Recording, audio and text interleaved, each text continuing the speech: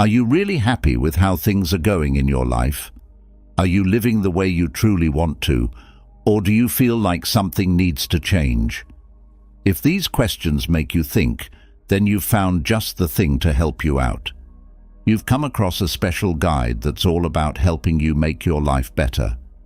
We're not talking about quick fixes or small changes. We're diving into Stoicism, an old but gold way of looking at life that's helped loads of people feel more fulfilled and strong no matter what comes their way.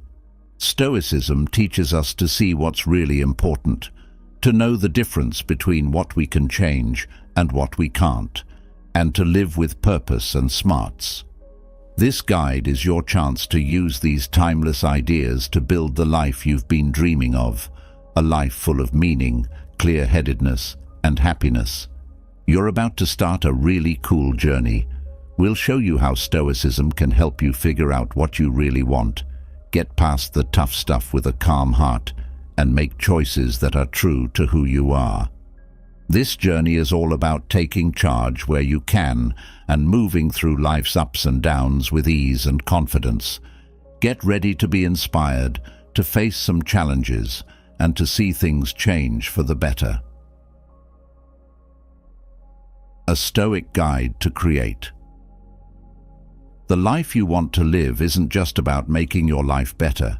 It's a new way to look at everything, guided by the smart and sturdy wisdom of Stoicism. You've found the right guide to help you unlock the life you really want. Let's kick things off together, tapping into the power of Stoicism to build a life that's truly happy and rich in what matters. Stoics said that there are some people in the world that we should not hang out with. They can do a lot of damage to your life and make you feel bad. Let's make a list of 15 types of people that Stoicism tells us to stay away from. Additionally, if you see that some people in your life are acting in these ways right now, get rid of them right away. First on the list is the flatterer. The flatterer is one type of bad person that Stoics tell us about. This person gives us lots of fake comments and praise, not because they like us, but because they want something from us. They are trying to get our favor by flattering us too much for a reason. The Stoics say that we should be careful of people who try to control us by giving us false praise. It's one thing for someone to praise you in a serious way, but if they keep doing it, they probably have a plan. The person who is flattering us might want to get a favor from us, gain power or influence by getting our approval, or just feel good about themselves by making us like them. No matter what the flatterer wants, their over-the-top praise is only a way for them to get what they want, and not a true picture of our qualities. The Stoics say that these tricks should not fool us. People who praise us too much should have a good reason for doing it, and we shouldn't trust their words too much or give them what they want. False praise doesn't help us. The smart thing to do is to look past the praise and figure out what the flatterer really wants. The second group is the greedy. Stoics say that people who are greedy are also bad people to watch out for. These are people whose only goals in life are to get money and material things. Their greed makes it hard for them to make good decisions and show good character. For greedy people, the most important thing in life is getting more money, stuff, and social symbols. They always want more and never feel like they have enough, even though they have a lot of money. They are very greedy. In order to get more money and things, they will lie, cheat, and step on other people. People who are greedy think that all things are equal, and more for them means less for everyone else. They do not want to share because they have everything they want. They are very afraid because they are greedy. They will never be happy no matter how much money they have.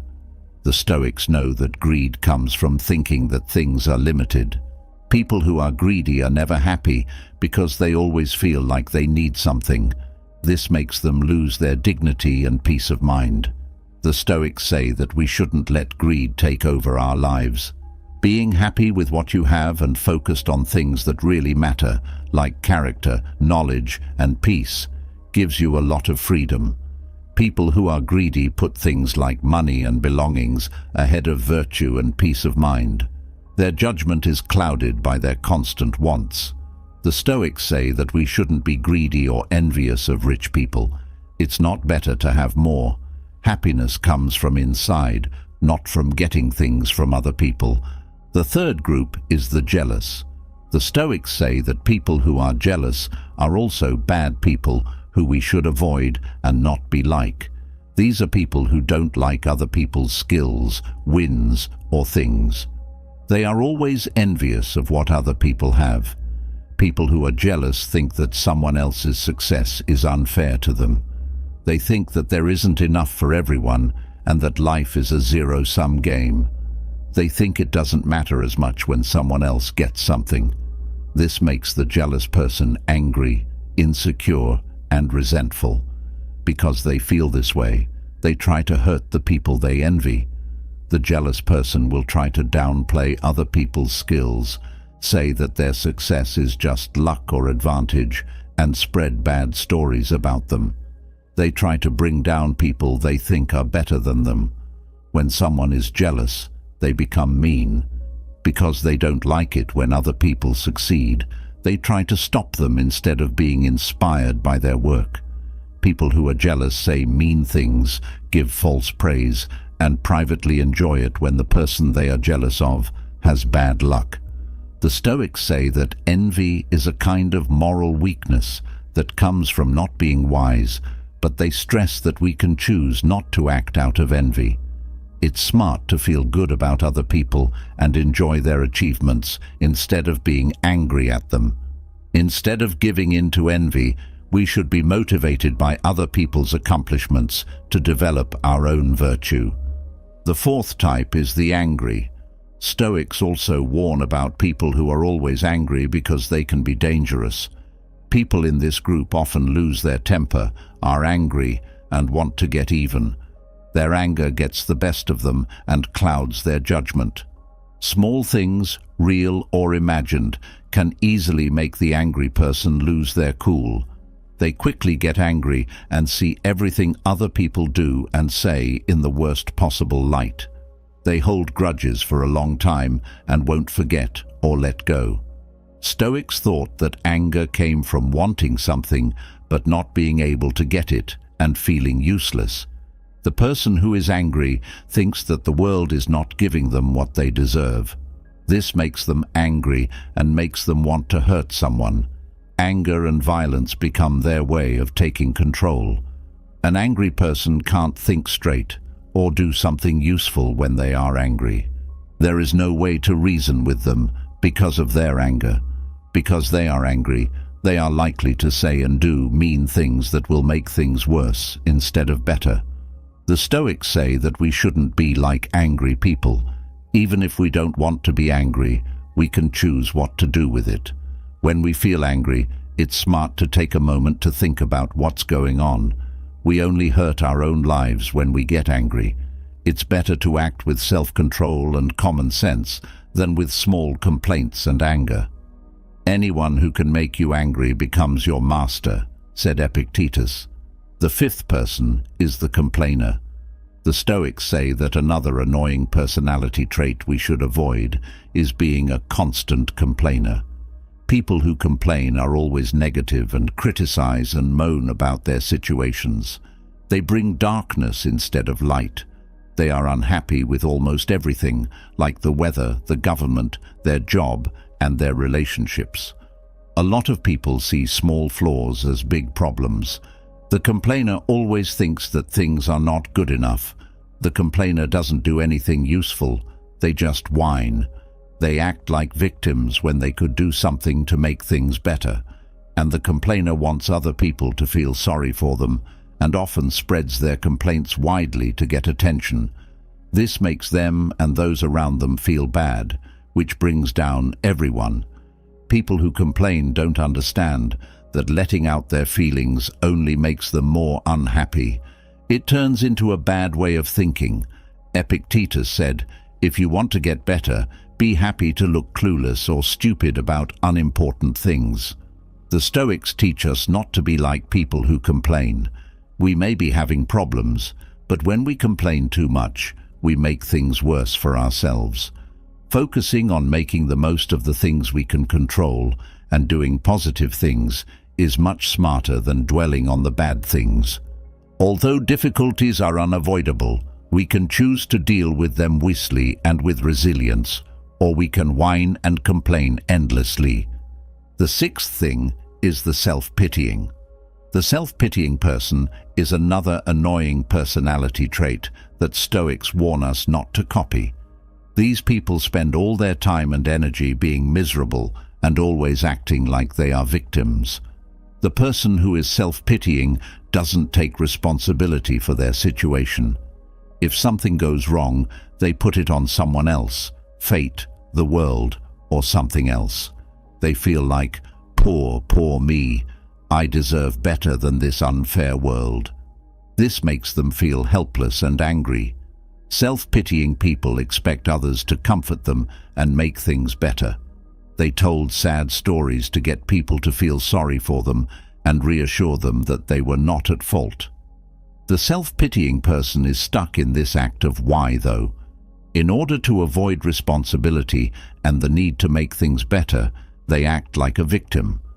Their focus on the self makes it difficult for them to care about what other people may be going through. Stoic philosophers caution against developing a self-pitying attitude. They say to look at the ups and downs of life in a measured way. When faced with adversity, we should focus on what we can control and build resilience, not see ourselves as slaves and not wallow in our problems. It's up to us to decide whether to face problems with maturity or theatrics. Begin each day by telling yourself, "Today I shall meet with interference, ingratitude, insolence, disloyalty, ill will, and selfishness, all due to the offender's ignorance of what is good and evil," said Marcus Aurelius. The seventh type is the cocky. Arrogance is another bad personality trait that Stoicism warns people to avoid. An overblown feeling of self-importance and power over others characterizes the arrogant. Their pride keeps them from seeing their flaws and where they really stand. The cocky person thinks they are always right, the best at what they do, and deserve extra attention. They are sure that their skills, knowledge, position, and rights make them better than others. This makes them talk badly about other people and think that feedback or help is not for them. Being cocky makes people intolerable, rude, and hostile toward those they see as less important. Because it would hurt their inflated sense of self-importance, the cocky person can't see their flaws or limits. There is no room for shame or self-reflection in their pride. The haughty can't be taught because they don't want to hear helpful criticism that would help them get better or show that you care. Also, it's hard for them to make real relationships because being treated as equal doesn't meet their needs for control and approval. The Stoics say that being proud is a bad thing to do. They say to be humble and understand that we all make mistakes. Being proud should come from having a good life, not from thinking we're more important than we are. Marcus Aurelius said, "You have no right to pass judgment on others at all. Their natures are the ones responsible. Their dispositions have become as they are, under compulsion of character and necessity." Eighth, the selfish. The selfish person is another personality type that Stoics talk about as a problem. These people put their own needs ahead of all else and don't think about how their actions affect other people. The selfish person usually thinks about what's in it for me and bases their decisions on how they can help themselves. They go after their own goals without thinking about how those goals might affect other people. This makes the selfish person take advantage of others, not care about what other people need, break promises, and avoid tasks that don't help them right away. They don't think it's wrong to get ahead at other people's cost. Their selfishness keeps them from seeing their social responsibilities. This gives you a bad name for not being trustworthy and reliable. The selfish person might get what they want in the short term, but in the long run, they lose respect and relationships. Their negativity and use of others lead to conflict and loneliness. They don't get the satisfaction that comes from helping and caring for each other. The Stoics warn that being selfish is a road that leads nowhere. People are social animals that should live together without fighting. Trying to make other people better is more meaningful than trying to make yourself better. As Marcus Aurelius put it, what brings a person tranquility is to do what's right and to be focused on the well-being of his fellow man.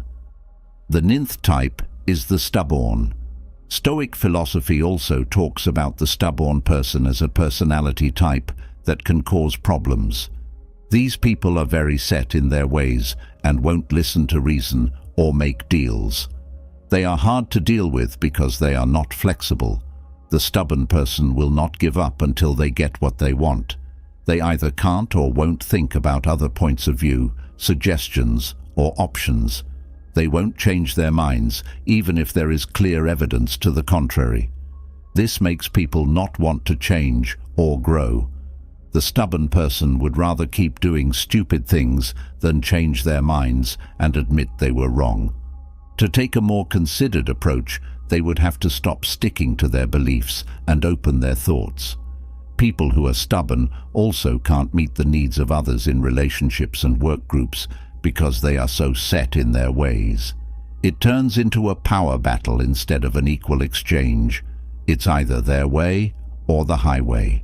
This makes people feel alone.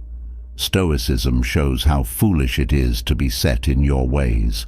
Although concepts are important, smart people know how to apply them in a way that makes sense and is done with care. When we don't change with the times or listen to what other people have to say, we hurt ourselves. Truth and growth should be our goals, not holding on tight to a weak ego. 10th on the list is the rude. These people don't think about how their deeds and words affect other people.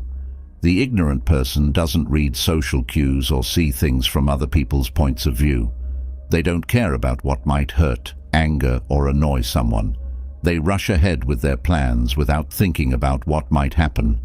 This lack of awareness makes people hurt and angry. The person who isn't sensitive leaves behind hurt feelings, anger, and people who feel like they aren't important. The uncaring, on the other hand, don't seem to notice or care about the harm they cause.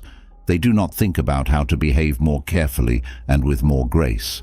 People don't like them because they are mean and don't care about others. Mean-spirited humor, harsh criticism, and careless disrespect hurt trust and kindness. No one feels safe being open around the rude person, so their interactions stay thin. Stoicism encourages us to show more understanding, compassion, and care in the way we act. We should try to act with kindness and care even though we can't change how other people treat us. Thoughtlessness leads to disagreements and loneliness, while thinking leads to community and understanding. Marcus Aurelius said, "A person who does wrong often does not know that he is doing wrong." The 11th type is the pessimistic. People who are cynical think that people who are sincere, idealistic, or good are stupid or gullible. Their constant doubt kills hope and breaks down community. The cynic always thinks the worst of people, even when they are doing something good. They look down on traits like honesty, kindness, and selflessness because they think no one really follows these rules. The cynic's first reaction is to laugh and not trust. They are critical because they have been let down and want to protect their ego. If the cynic doesn't believe in virtue, they don't have to feel foolish for believing in it or let down when it fails. But their doubts turn into a self-fulfilling narrative, driving people away and making what they doubt look bad. People don't like cynics because they say mean things and question everything. Their mean-spirited humor and failure to accept the best in people hurt relationships. At the heart of their protective anger is sadness over the good things they feel they were cheated out of. Stoicism says that even though bad things happen, we should still believe in our ability to be good and virtuous as a group. Being cynical hurts society and makes us less likely to work to make it better. Even though we're upset, we need to keep an open mind and work together to make the world a more fair and caring place. When you wake up in the morning, tell yourself, the people I deal with today will be meddling, ungrateful, arrogant, dishonest, jealous, and surly, said Marcus Aurelius. Dealing with people is number 12. People who manipulate others do so for their own benefit. Because they lie, you can't trust them. Manipulators use encounters like chess games to figure out how to get ahead. They plan how to turn people against each other, change things to help themselves, gain power through fake partnerships, and force results to go their way. This cruel math makes the deceiver smart, but not trustworthy. They try to show that they are kind and honest, but behind that is their own selfish goal. The operator makes quick connections with people and then drops them when they are no longer helpful. Their goals always come before relationship. This kind of taking advantage of relationships will always fail. The trickster may get some short-term wins with sneaky plans, but their lying and breaking trust will catch up with them in the end. People stop being fooled by the trickster when they can see through their act. Stoics know that lying and taking advantage of others will fail in the end and punish the person who does it. The only moral and smart thing to do is to treat others with honesty and respect, seeing them as people who deserve respect and not as tools. Controlling someone can never lead to real teamwork. 113. The careless. Risk-takers who are careless don't think about the results of their actions before they do them. Their lack of care puts them and others in danger. Risk-takers and people who push the limits without thinking love being reckless. They get a rush from taking risky actions without thinking about the consequences and ignoring warning signs. They act like they don't have to follow the rules. This carelessness leads to bad things happening in the future. When someone is careless, they cause problems that could have been avoided with caution and self-control. Not only do their bad choices hurt them, but also everyone else who is touched by their lack of control. But the careless person doesn't learn, even when their carelessness hurts others. They find excuses for their mistakes, avoid taking responsibility, and keep giving in to their whims. They don't grow wiser by thinking about what they did wrong. Stoicism stresses that you should live logically and not carelessly. A certain amount of courage is good, but real bravery balances daring with logic to create virtue instead of danger. Being careless doesn't help anyone in the long run. We owe it to ourselves and others to be self-disciplined, deal with results, and learn from our mistakes. Nothing is more dishonorable than rashness, said Seneca. Number 14. People who don't have morals. People who have no morals or ethics are called principled. For what they want, they will do anything that isn't right. The person without morals doesn't feel bound by ideas of right and wrong. In order to get what they want, they are ready to lie, cheat, steal, betray, break vows, and hurt other people. In their minds, the end always justifies the means. This makes people feel like anything is okay. The person without morals doesn't have a consciousness or sense of right and wrong. They have no problem lying to people who trust them or taking advantage of their weaknesses to get what they want. People are just things that get in the way or are used. This dishonest method will always fail. Once someone's dishonesty comes to light, they are no longer trustworthy and are looked down upon. Because they do bad things, they leave a trail of disappointment and hurt lives. Any skills they learn don't help them in the end. As Stoics say, the only way to really succeed is to pursue virtue and good goals. Ambitions in this world come and go, but moral character stays the same. Before giving up our inner values, we have to be ready to lose everything else. In the end, people who don't have morals don't have anything valuable. A branch cut away from the branch next to it is cut away from the whole tree at the same time, said Marcus Aurelius. Number 15. The mean. The last bad personality type that Stoicism talks about is the vicious person. It makes these mean people happy to be cruel, control others, and hurt them. Because they are so cruel, they are very dangerous. The mean person thinks that kindness is weakness and gets pleasure from hurting others. They are bullies who scare weak people to show their power, or they torture their targets mentally and emotionally in a sneaky way. Their anger comes from a deep sense of sadness and fear. This kind of active destructiveness hurts the person's group and ties. They make people afraid and suspicious by being mean and taking advantage of weak people. They leave behind pain and hopelessness. Their hatred is a sickness of the soul that spreads to everyone they come in touch with. Stoicism stresses that because we are social beings, our fates are linked. When we hurt other people, we hurt ourselves in the end. We must strongly fight the urge to be unkind for no reason, because it hurts people's relationships and sense of worth. Being truly strong means helping other people feel better through understanding and care. When they are in charge, the mean people are a very serious danger. Stoicism tells us to give up and watch out for people who enjoy hurting others. There is no room for evil in a healthy society. Marcus Aurelius said, "To hurt others is to hurt yourself." People who are mean may seem to win in the short term by being bad, but they lose their humanity in the process. When you arise in the morning, think of what a precious privilege it is to be alive. As you may know, Marcus Aurelius was a great Roman emperor and an eminent philosopher. He emphasized the importance of waking up early, incorporating this habit into a morning routine designed to enhance daily tasks.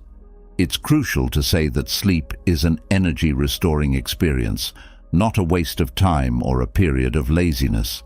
So, this period contributes significantly to your life's achievements. In this video, we'll explore 10 key Stoic principles on how you can cultivate habits that align with your long-term goals. Remember, great achievements are realized through incremental, small, yet persistent routine changes. Let's begin. The only thing I ask of you is not to skip this video in any way. If you're here, consider yourself different from the majority. Consider yourself an exception. Now, act like one and don't skip any part of the content. Find your Ikigai. 1. Find your Ikigai. Ikigai is a Japanese theory of well-being that can make your mornings more productive. This word means something like reason for being. If you find your life's purpose, you will certainly have more motivation to wake up focused and productive. Mornings lead to focused, productive, and successful days, which inevitably create a successful existence. Just as unfocused, unproductive, and mediocre mornings lead to unfocused, unproductive, and mediocre days, and ultimately a mediocre quality of life. Ikigai is defined as the reason why you wake up in the morning, which can be seen as your purpose in life. Marcus Aurelius believed that each of us has a purpose, something we were created for, and it is our duty to fulfill that purpose with effort and honor, because it is the purpose that makes you get out of bed in the morning to face another day. Your Ikigai can be anything, something you enjoy and haven't done in a long time, a new skill you want to develop, or anything that provides you with a meaningful reason to keep your motivation alive. The best way to find your Ikigai is by asking yourself, if I had more time, what things could I do? You can create 30 answers and select your favorites from those 30. Then you will be closer to discovering what motivates you. This is a task you need to complete before starting your day, as it will help you have healthy social connections, challenge yourself in a good way, relieve stress, stay fit, be creative, and avoid depression. You need to give yourself a solid reason to wake up. something to do every morning that motivates you the most. Prepare for your mornings. 2. Prepare for your mornings. In the words of Marcus Aurelius, all our efforts must be directed toward the end, or we will act in vain. If it's not right in the end, it will fail completely. Becoming a morning person requires more effort than just setting the alarm for 5 a.m. and hoping for the best. People who have decided to make the most of their mornings not only have a routine when they wake up, but also before going to sleep. While you have no control over your consciousness while you are sleeping, you definitely have control over your nighttime activities that will make you get out of bed. You can start by minimizing TV and phone time before bedtime. Make a commitment to yourself. Start tonight. Don't stay on your phone when lying down. Get your setting ready for tomorrow. For example, if you want to go to the gym, set aside your workout clothes before going to bed. Arranging your clothes the night before saves energy the next day. If you go to the gym in the morning, it will be hard to skip the workout when your clothes and sneakers are in your room, ready for you to wake up. This is a 2-minute exercise that will save your energy in the morning. A person with unresolved problems, whether financial, relationship, or work-related, cannot sleep well. Their minds don't rest. You've probably been through this before, laying your head on the pillow and reliving the situation countless times. It's better to spend the necessary time to resolve any problems you can before going to bed. If you have problems that you can't solve immediately or that are out of your control before going to bed, practice deep breathing. Calmly inhale and count to 5, and then exhale all the air while silently counting. By doing this simple exercise, your body understands that there is no danger and you can relax. Increasing oxygen intake into the body, your muscles become less tense, your heart rate slows down, and you are invaded by an inner sense of peace. Your mind needs to slow down for you to have a good night's sleep, and this will directly impact your morning. By making small sacrifices, you can be on the right path to becoming a morning person and squeezing the most out of your day to be more productive. Avoid distractions. 3. Avoid distractions. After waking up, Marcus Aurelius says, "Focus on every minute, like a Roman, like a man, and on doing what's in front of you and freeing yourself from all other distractions." Some mornings when we wake up, we are pulled in several different directions without even realizing where we are going. You often get distracted by all kinds of things, like random videos on your WhatsApp feed, a new episode of your favorite series, tragic news channels, your Instagram, text messages, dirty dishes in the sink, unpaid internet, and electricity bills. Even today, there are dozens of means of communication and mental stimuli. No matter how early you wake up, you will be distracted. And there are days when you are convinced that the world is conspiring to disrupt your focus and preventing you from accomplishing anything substantial. Most of the time, the things that distract us function as productive procrastination. These are useful things that need to be done, but not necessarily something we should focus on at that moment. We end up getting busy and neglecting our real goal. If you're waking up early, you wake up for a reason, which is to make the most of the extra time to do things you love before being drawn into the demands of your daily life. Wake up consistently. 4. Wake up consistently. According to Marcus Aurelius, you should build your life action by action and be content if each one achieves its goal as far as possible, and no one can stop you. The degree to which you take responsibility for everything in your life is precisely the degree of personal power you need to change or create anything you want. If you truly want to wake up early every day, then you have to do it consistently to make it part of your routine. You need to develop your self-discipline. Self-discipline is nothing more than the habit of consistency. Finding the motivation to do something repeatedly until you do it automatically and start seeing results is what needs to be done. What's in your book, The Miracle Morning, tells us that we need to be consistent in the first 30 days to develop this new routine. We need to divide the 30-day deadline into 3 phases of 10 days each. Each of these phases presents a different set of emotional challenges and mental obstacles to maintaining the new habit. The first 10 days of implementing any new habit or getting rid of any old habit can seem almost unbearable, and it really is. The desire to quit will be persistent. If your new habit is to wake up early during the first 10 days, your experience might be something like this. Oh God, it's already morning. I don't want to get up. I'm too tired. I need more sleep. Where's the coffee? And then we hit the snooze button. The problem for most people is that they don't realize that these first seemingly unbearable 10 days are only temporary.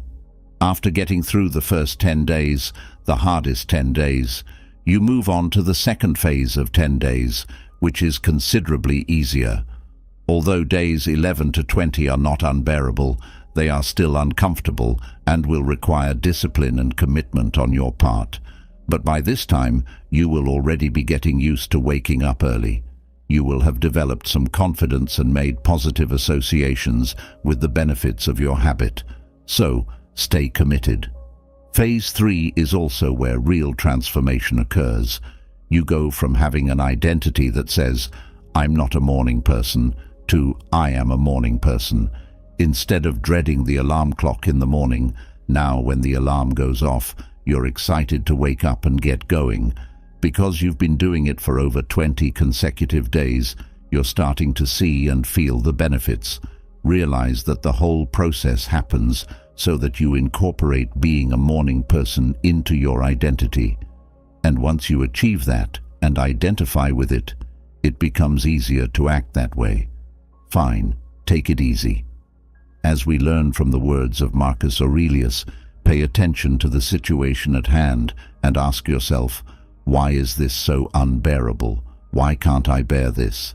Are you ashamed to answer? The truth is that our brains prioritize instant gratification, valuing short-term rewards over long-term benefits. This is why 95% of people repeatedly fail to start exercise routines in the first 10 days. The problem for most people is that they don't realize that these first 10 seemingly unbearable days are only temporary. They think this is how the new habit is, and they tell themselves, if the new habit is so painful, forget it, it's not worth it. This is why when we can't wake up early one day, we often procrastinate. We tell ourselves that we'll start waking up early next Monday or next month. We need to understand that our ability to persist is what turns us into disciplined and strong individuals. Life is not linear, and we have so little control over our lives. We can only control what we do with our days. We can only control what we do with our days. We need to realize that each new day brings a new life and another opportunity to be better. So, forgive yourself for waking up late today and start waking up early from tomorrow. Everyone can fight for one day. Practice discipline in little things. 6. Practice discipline in little things. Marcus Aurelius says, we must discipline ourselves in small things and from there progress to things of greater value. If you have a headache, practice not cursing. Don't curse every time you have an earache. And I'm not saying you can't complain. Just don't complain with your whole being. The word discipline itself comes from the Latin word disciplina, meaning teaching or instruction. Practicing discipline in small things means constantly shaping ourselves. We are training our mental resistance to waking up early. You can practice this. First, place your alarm clock as far away from your bed as possible. This forces you to get up and get your body moving, and movement generates energy. So, when you get up and leave your bed, it naturally helps you wake up, because if your alarm clock is right next to your bed, you'll either turn it off or, worse, hit the snooze button. Never hit the snooze button. If you think about it, pressing the snooze button in the morning doesn't make sense. It's like saying, I hate waking up in the morning, so I'll do it again and again. If it's far from your bed, you'll have to get out of bed to turn it off. By then, you're standing. Now you just need to stay awake. It becomes easier to leave the room as soon as you turn off the alarm. Don't allow yourself to rationalize going back to bed. If you let your brain convince you not to wake up early, you never will. Don't go back to bed. There's only one option. Force yourself to leave the room. Second, make your bed. By making your bed in the morning, you complete the first task of the day. It gives you a small sense of pride and motivation to complete another task. And from this small task, you'll complete many other larger tasks throughout your day. Making your bed also reinforces the idea that small things matter, and if you can't do the small things right, you'll never be able to do the big things. Find an accountability partner. 7. Find an accountability partner. When you realize that your purpose is to wake up early, having a good accountability partner is essential. As we pursue our goals, there is one skill that will remain above all others: the ability to hold ourselves accountable. An accountability partner is a person who coaches someone else in terms of helping them keep commitments. Your accountability partner can be one of your friends, family members, colleagues who have already achieved the goal you're working towards. In this case, your accountability partner will help you stay consistent with your morning commitments and your progress towards them. You should select someone who is as committed as you are, who shares similar values, who can be available when you are, and who is genuinely interested in helping you succeed with your morning routine. An accountability relationship is always good because knowing that we'll talk to someone who is emotionally and energetically invested in our success keeps us on track even when things get tough.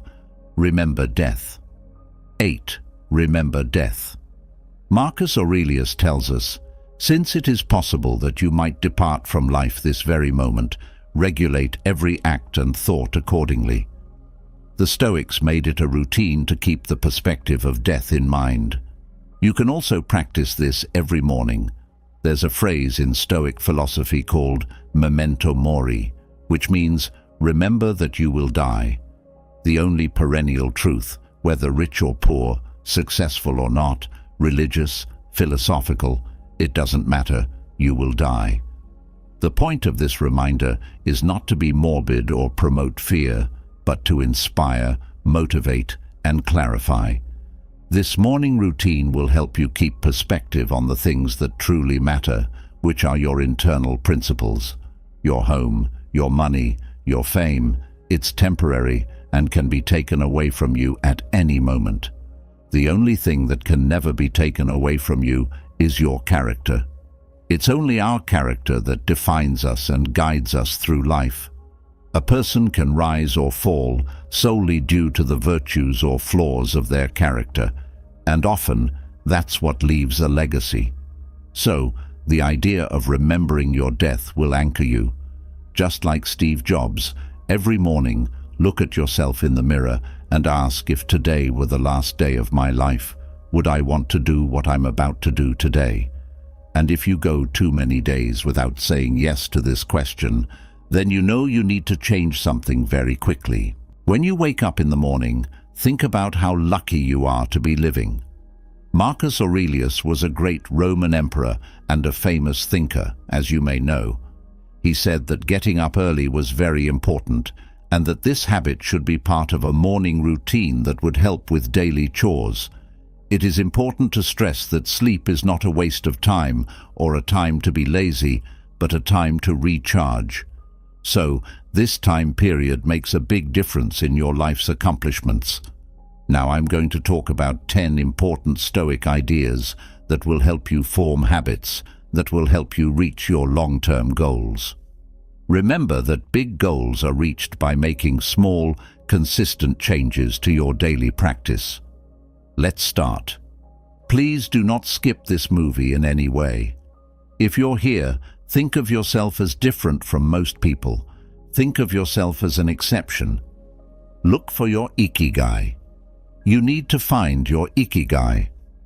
Ikigai is a Japanese way of thinking about happiness that can help you get more done in the morning. This word means something like reason for being. If you find your life's meaning, you will be more motivated to get up and get things done. Focused, busy, and successful days start in the morning, and that leads to a successful life.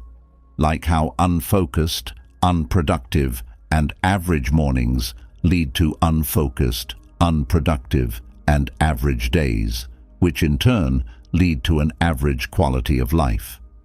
If you think about it, your ikigai is what makes you wake up in the morning. It's like your meaning in life. Marcus Aurelius thought that everyone was born with a purpose and that it was their job to work hard and do their best to achieve that reason. Because the reason you get up in the morning is what drives you to face another day. It can be anything, something you enjoy doing that you haven't done in a long time, a new skill you want to learn, or anything else that gives you a reason to stay motivated.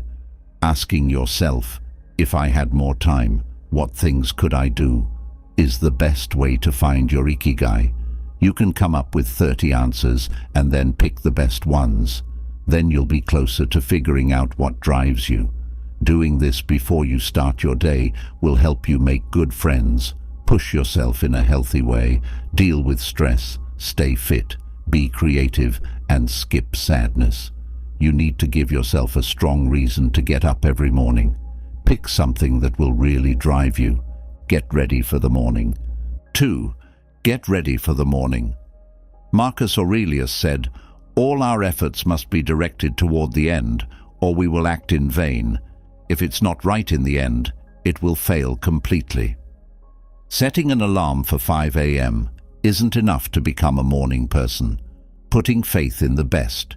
People who want to make the most of their mornings have a set pattern both when they wake up and before they go to sleep. Even though you can't change your mind while you sleep, you can definitely change the things you do at night that will make you get out of bed. You can start by cutting down on phone and TV time before bed. Make a promise to yourself and begin tonight. Don't talk on the phone while you're sitting down.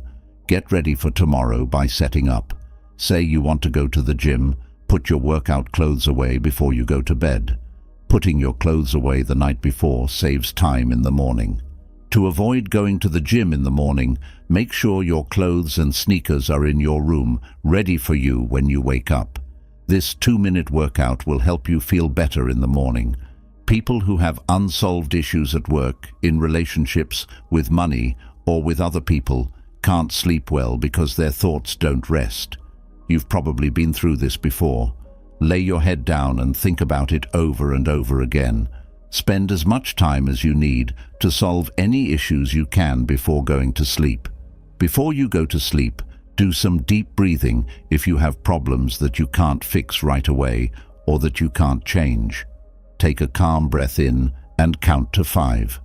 Then let all of your breath out while you continue to count in your mind. Your body will know there is no danger when you do this simple exercise, so you can rest. When you increase the amount of air you take in, your muscles relax, your heart rate slows, and you feel at peace with yourself. To get a good night's sleep, your mind needs to calm down. This will have a direct effect on your morning. You can become a morning person and get more done during the day by giving up some small things. Try to stay focused. 3rd, stay focused and avoid distractions. When Marcus Aurelius wakes up, he tells himself, focus on every minute, like a Roman, like a man, and on doing what's in front of you and freeing yourself from all other distractions. When we wake up in the morning, we are pulled in a lot of different directions, and we don't always know where we are going. You frequently get sidetracked by all kinds of things, including odd videos on WhatsApp, a new episode of your favorite show, sad news channels, Instagram, text messages, dirty dishes in the sink, and unpaid phone and internet bills. There are still a lot of ways to communicate and things to think about. No matter how early you get up, something will take your attention away. On some days, you really believe that everyone and everything is out to get you to lose focus and not get anything important done. Most of the time, the things that confuse us are actually ways to put things off. These are good things that need to be done, but they might not be what we should be focusing on at that time. We get too busy and forget about our main goal. You wake up early for a reason, to do things you love with the extra time before getting caught up in the things that need to be done for work. Wake up every day. 4. Always get up in the morning. Marcus Aurelius said, "You should build your life action by action and be content if each one achieves its goal as far as it can, and no one can stop you." The level of personal power you need to change or create anything you want depends on how much you own your life. If you really want to get up early every day, you have to do it over and over again without fail. Self-discipline is something you must work on. Self-discipline is just the habit of being consistent. You need to find the drive to do something over and over again until it becomes second nature and you start to see results. According to your book, The Miracle Morning, we need to stick to this new pattern for 30 days in a row. The 30-day deadline needs to be split into 3 parts of 10 days each. Each of these stages comes with its own set of mental and emotional difficulties that make it harder to stick to the new habit. When you start a new habit or get rid of an old one, the first 10 days can be very hard, and they really are. The will to quit will last for a long time.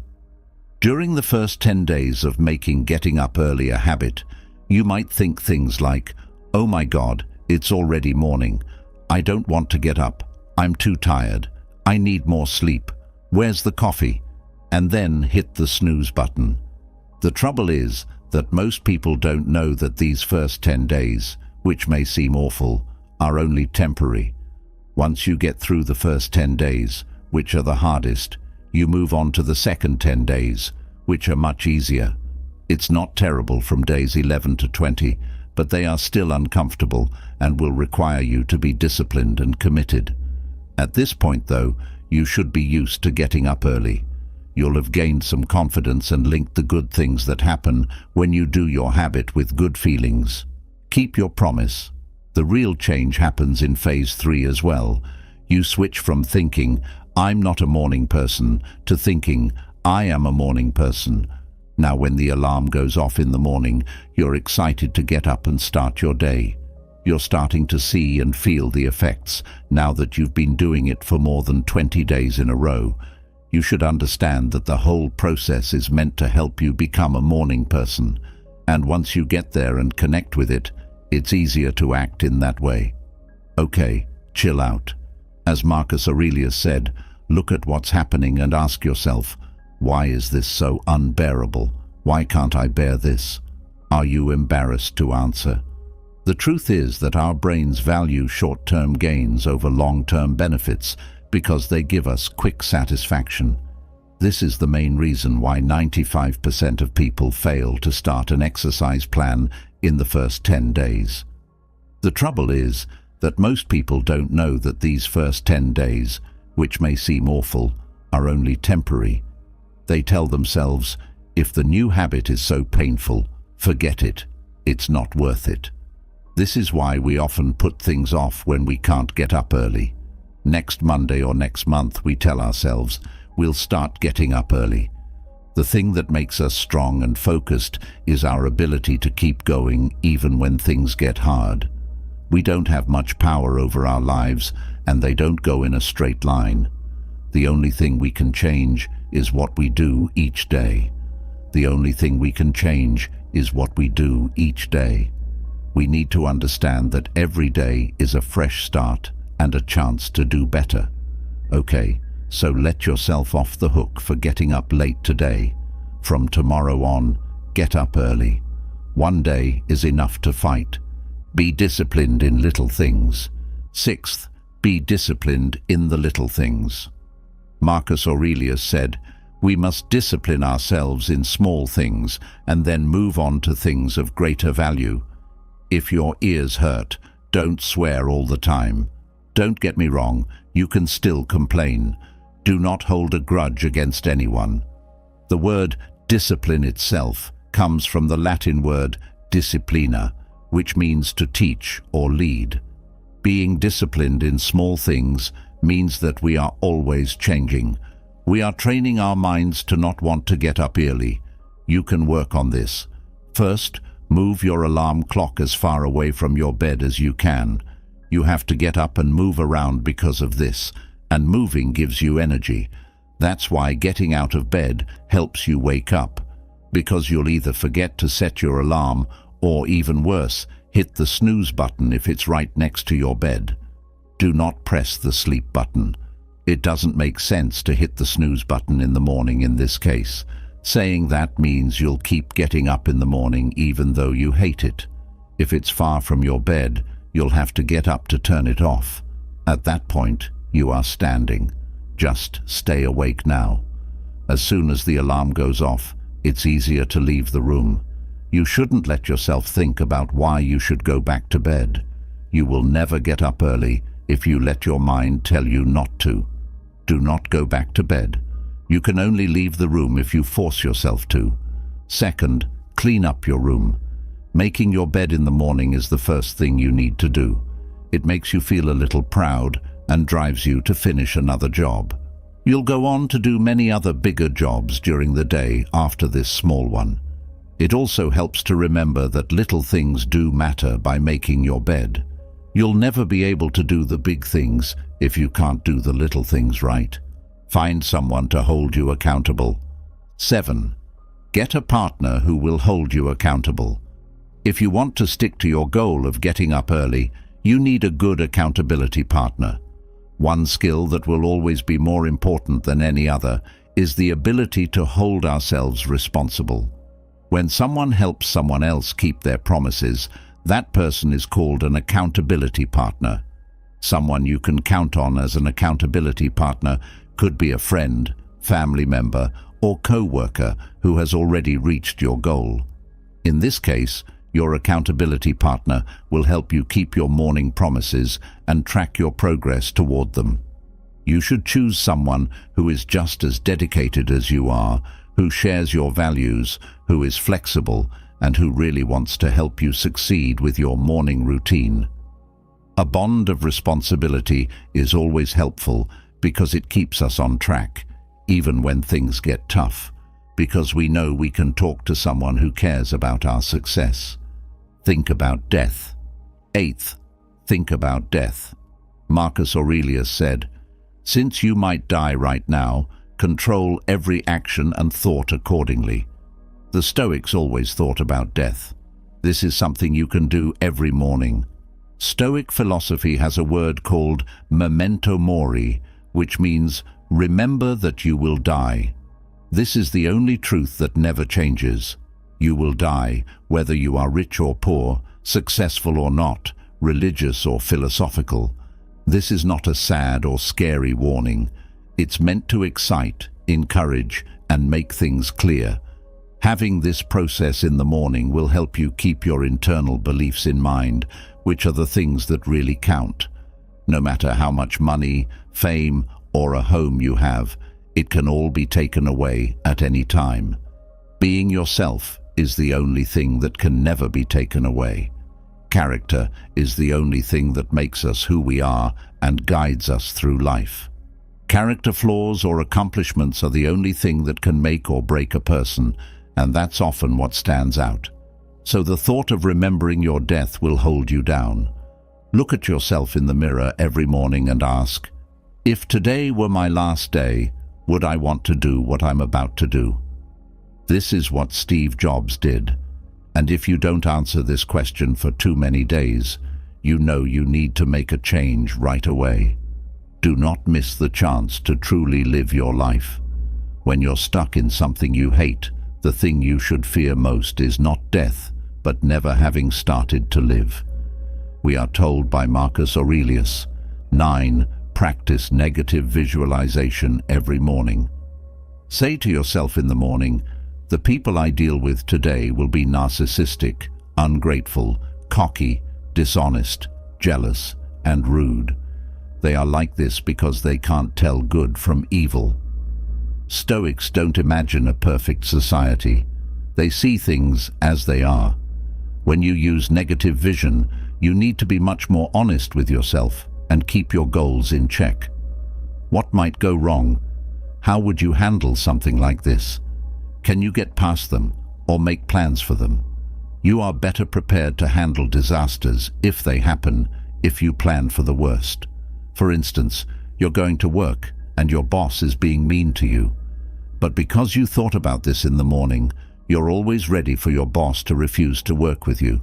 You'll be pleased when he treats you well out of the blue. But even if he doesn't, you'll always be ready and able to keep quiet. Think about this. You want to close a big deal and have a big meeting with a big client. You thought ahead of time in the morning that you might stutter or get very nervous, or that the client might have a lot of questions because your presentation isn't clear. You were mentally ready for the anxiety, though, because you knew it was going to happen. You stay calm, in control of your feelings, and give a good presentation. Visualizing bad things happening makes you less scared of them. It calms you down when they happen and gets your mind ready to handle a problem if it happens. Take pleasure in your life. In our final quote from this Marcus Aurelius video, he says, "To the gods, I am indebted for having good grandparents, good parents, a good sister, good teachers, good associates, good relatives, and friends. Almost everything is good." Marcus Aurelius is very sincere and humble about how he learned to develop his values and ethics, and expresses a great deal of gratitude to those who assisted him in becoming his self. We can do the same thing by writing in a thanks notebook. Writing in a Thanksgiving notebook is easy to do. Being thankful doesn't just have to be for big things in life. If you want to be happy, you need to start by noticing all the good things in your life. No matter how small, there is something to be thankful for. Pick 3 to 5 things you're thankful for each day and write them down in a journal or notebook. If you've had a bad day at work, think about getting home to your family or pet, or just be thankful that you're still alive. Being grateful for your life before bed not only helps you sleep well, but it also gives you a reason to be ready for the difficulties of the next day when you wake up. Always keep in mind that the last thing you thought before bed was probably the first thing you thought in the morning. We've all had nights when we couldn't sleep because we were so excited about a trip, a new job, or a holiday. You jumped out of bed very excited when the alarm went off. Same thing if you think before bed, "Wow, I'm so tired. I can't believe I have to get up early tomorrow." When you wake up, your first thought will be, "It's time to get up. I just want to keep sleeping." So decide to have a good expectation every night for the next morning. Say thank you, forgive yourself for the mistakes you made, and promise to do better the next day. We change, not things. You have to know that outside things can't bother you if you want to be calm. It's only your thoughts on these things that can. People who believe in Stoicism think that events are relative. They just are what they are. What can make us angry or strong, though, is how we see these events through our own individual lens. The Stoics were very interested in how to use their minds to get ahead. They looked at life's raw materials, the things they couldn't change, and only thought about how these things could help them. If you have this kind of mind, every turn of fate gives you power and chance. Lesson 1. Getting better at how you see things to deal with modern distractions.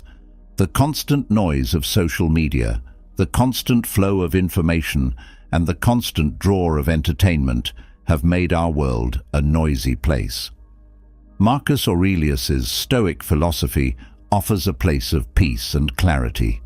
According to Aurelius, the most important thing about Stoicism is realizing that we are in charge of our own minds. not the outside events that try to upset our inner peace. You are in charge of your mind, not the outside world. If you understand this, you will be strong. Aurelius says this lesson, which is at the heart of Stoicism, shows us how to find peace in a world full of distractions. By taking this view, we give ourselves the power to sort through the flood of information and stimuli with clarity, focused only on what really needs our attention and energy. Starting the Stoic path means carefully looking at how we see things, pushing us to tell the difference between how things really are and how we think about them. There are so many media, social networking, and entertainment choices out there that it's easy to get stuck in a loop of constant response and lose sight of our power.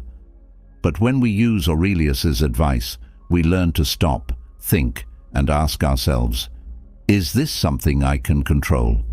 Does it fit with my needs and goals? By making us think about our actions, this practice of reflection helps us focus on things that are important and helpful, instead of getting distracted by digital noise and social pressures. It's a call to live on purpose, so that every choice you make isn't based on habit or force, but on clear conscious thought. To accept this stern lesson, we need to do more than just learn it. We need to apply it consistently in our daily lives. We are constantly bombarded by messages, news cycles, and the newest trends. Going back to our silent center is very important when outside distractions make us lose our calm. Aurelius tells us that we need to quickly get back to our Stoic ideals. This doesn't mean shutting ourselves off from the world or giving up all technology, but it does mean being very careful with our time and attention. We strengthen our resilience against the stresses of modern life by doing this practice over and over again, and we also create a life with meaning, peace, and depth. By doing this, we don't just passively take in our society.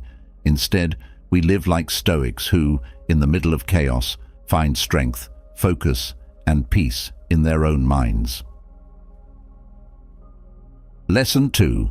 How to live simply and how to focus powerfully. The Stoic philosophy suggests seeking simplicity as a way to calm down in today's busy world, where technology and shopping promise happiness, but often only give us distractions. Marcus Aurelius, who was wise in the art of life, says that having too many things can be distracting. Even though this concept is very old, it makes a deep connection with the soul of today's busy world. There is more to the idea of simplicity than just getting rid of unnecessary things. It also involves making our mental and emotional lives easier. By picking an easier way of life, we ignore the outward aimer that is trying to get our attention and instead live a focused, meaningful life. Learning to be still and quiet inside in a time when too much information and digital clutter are normal is like defying the system. This quiet isn't about not hearing anything. It's about achieving a state of mind and feeling that isn't affected by the chaos in the world. Stoicism tells us to build a fortress of peace inside ourselves that no outside force can break. To do this, we need to regularly disconnect from things like social media, the news, and emails that are constantly vying for our attention, and focus on ourselves by meditating and practicing awareness. These techniques help us be aware of our feelings and thoughts without getting attached to them. This makes it easier to tell which outside factors need our attention and which ones don't. By putting our inner peace first, we create a safe haven within ourselves, a peaceful spot we can always go back to, no matter how loud the outside world is. Focusing is an important skill for Stoics to have in order to deal with the noise of everyday life.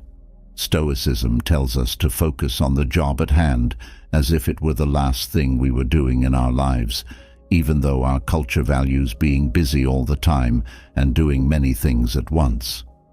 This strong focus isn't about being strict. It's about giving our current tasks and responsibilities the full attention and care they need. As Aurelius says, it's about doing one thing at a time with accuracy and sincerity, kindness, willingness, and fairness. Our work quality and sense of self-worth are both improved by this strategy. By focusing on a few things at a time, we block out distractions that take our attention away from our work. By doing this, we not only get more done, but we also feel more satisfied with the things we do every day. Focusing isn't just a way to get things done, it's also a way of thinking that says every moment is important, and we have the power to choose how to spend our limited time. We can handle the modern world with grace and calmness if we follow the Stoic principles of simplicity and focus.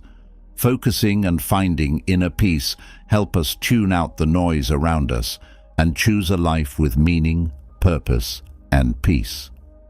Lesson 3. Using Stoic strength to stay strong in the modern world. In this modern age, where distractions are not only common but also a big part of our daily lives, Stoicism offers a long-lasting answer: resilience. This old philosophy, which stresses inner power and living a good life, can help you get through the complicated things that life throws at you without giving up. The Stoics recognized that obstacles in life, such as the allure of distractions, present chances for development and self-improvement. By keeping a calm attitude, we can approach the digital world with purpose, seeing technology as a way to make things better instead of something that will keep us busy.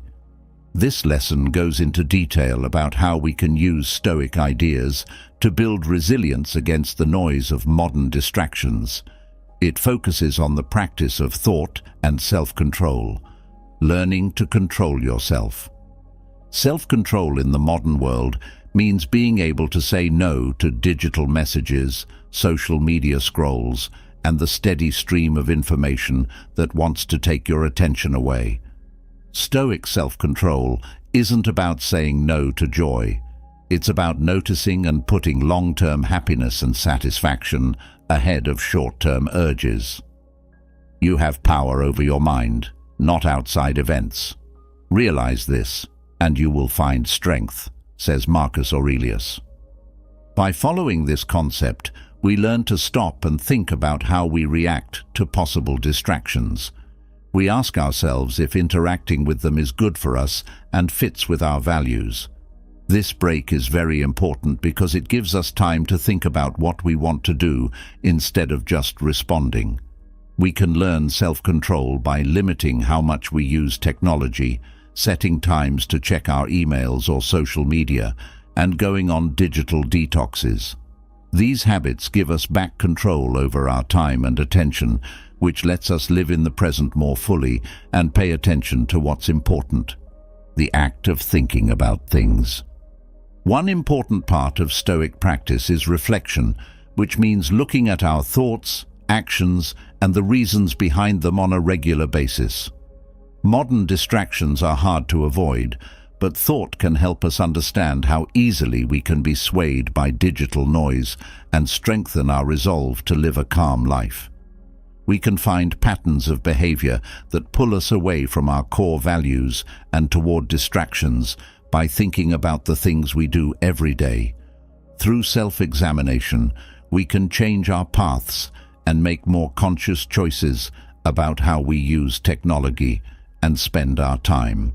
Any activity that encourages insight and clarity, such as writing, meditation, or just spending time in nature, can help support reflection. Our resilience against the things that try to take our attention away is strengthened by regular thought, which helps us learn more about who we are and where we fit in the world. Adopting Stoic resilience in the digital age is more than just ignoring distractions. It means building our lives around self-control and thought.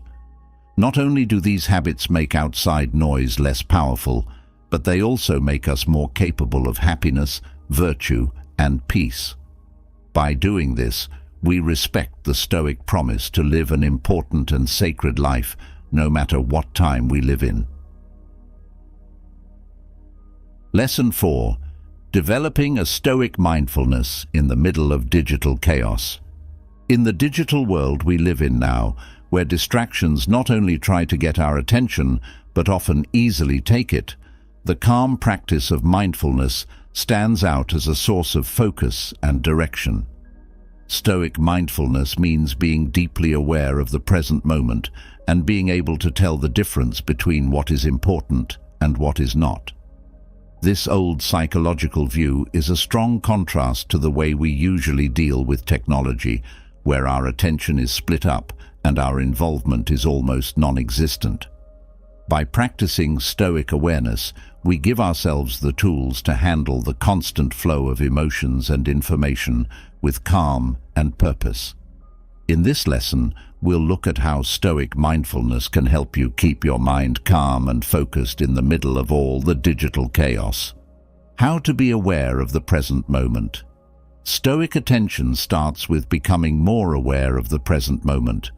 Focusing on the present moment and noticing our thoughts, feelings and sensations without judging or attaching to them is part of this exercise. In a world full of distractions, this kind of awareness helps us tell the difference between what really needs our attention and what we can put down. Marcus Aurelius said, "Concentrate every minute like a Roman, like a man, on doing what's in front of you with precise and genuine seriousness." If we take this focused approach to our daily contacts and tasks, we not only get more done, but also feel better about the work we're doing. Being aware of the present moment takes work and practice, especially when you're surrounded by digital alerts and scrolling mindlessly. But if we do mindfulness-promoting activities like meditation, deep breathing, or even mindful walks on a daily basis, we improve our ability to stay focused and not get sidetracked in this digital world. Selective involvement and careful judgment. The habit of making clear decisions and choosing what to do is another important part of Stoic awareness. To do this, we have to choose where to put our attention and energy based on the virtue and knowledge principles of Stoicism. In a world where every website and app wants our attention, being able to say no to things that aren't important is very useful. Stoics tell us that we shouldn't respond or even notice every event, thought, or trend. We learn to handle the digital world with a clear sense of purpose by using good judgment. We only interact with material that makes our lives better and fits with our ideals. This careful involvement keeps us from being overwhelmed by digital junk and makes sure that the things we do with technology are important and enjoyable. When we use technology, we value quality over number and depth over range. Practicing Stoic awareness in the middle of digital chaos is not a dumb way to avoid technology. It is a smart, conscious way to live in the modern world. By practicing being aware of the present moment and making good decisions, we can take our attention back from things that are distracting us and put it on what really counts.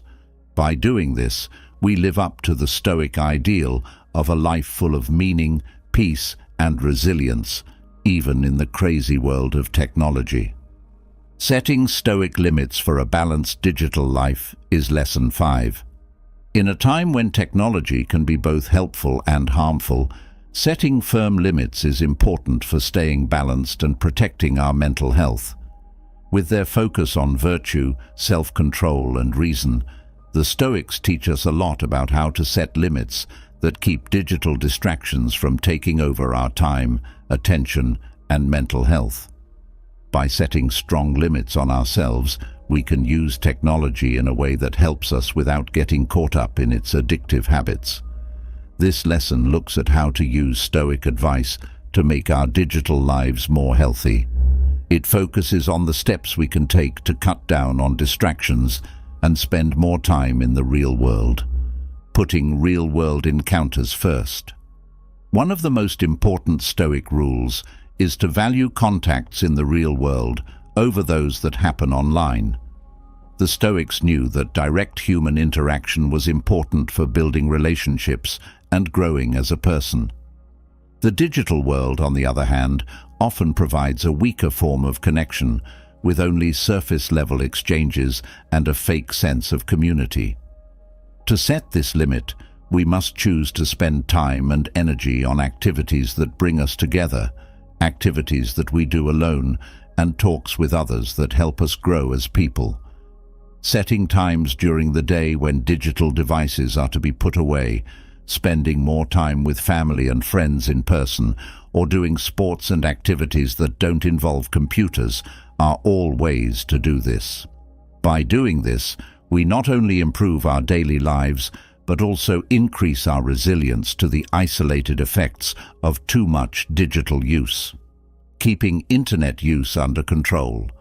The Stoic concept of balance is a key way to keep your digital use in check. Marcus Aurelius told us that we should live the easiest life possible because having too many things can be distracting. We need to be careful about the digital content we watch, the apps we use, and the amount of time we spend online because of this.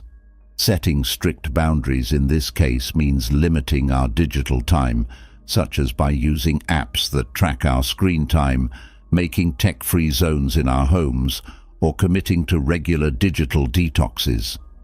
These habits help us reach a level of digital simplicity in which our use of technology is deliberate and useful rather than mindless or compulsive. This is about making a place where technology is used to help our health instead of being a constant source of stress. Setting firm limits for a healthy digital life is an ongoing process that needs constant attention and changes as our lives and technology change. But by putting real-life relationships first and limiting how much we use technology by following Stoic principles, we can get through the complicated modern world more easily and happily. We can improve our personal and social well-being by taking this method. It also fits with the Stoic desire of a good, worthwhile life that is lived in harmony with nature and reason, even in this digitally heavy age. Sixth lesson: keeping your cool in a digital storm. In the drive to tune out the noise of modern distractions, accepting digital privacy stands out as a practice that can change things. From a Stoic point of view, solitude is not about being alone or lonely, but about finding strength and clarity within oneself. We intentionally turn off the digital noise to get in touch with our ideas, beliefs, and the core of who we are. There is peace and quiet in this area, where there are no alerts or endless scrolling to distract us. This is where we can think, dream, and make plans with purpose.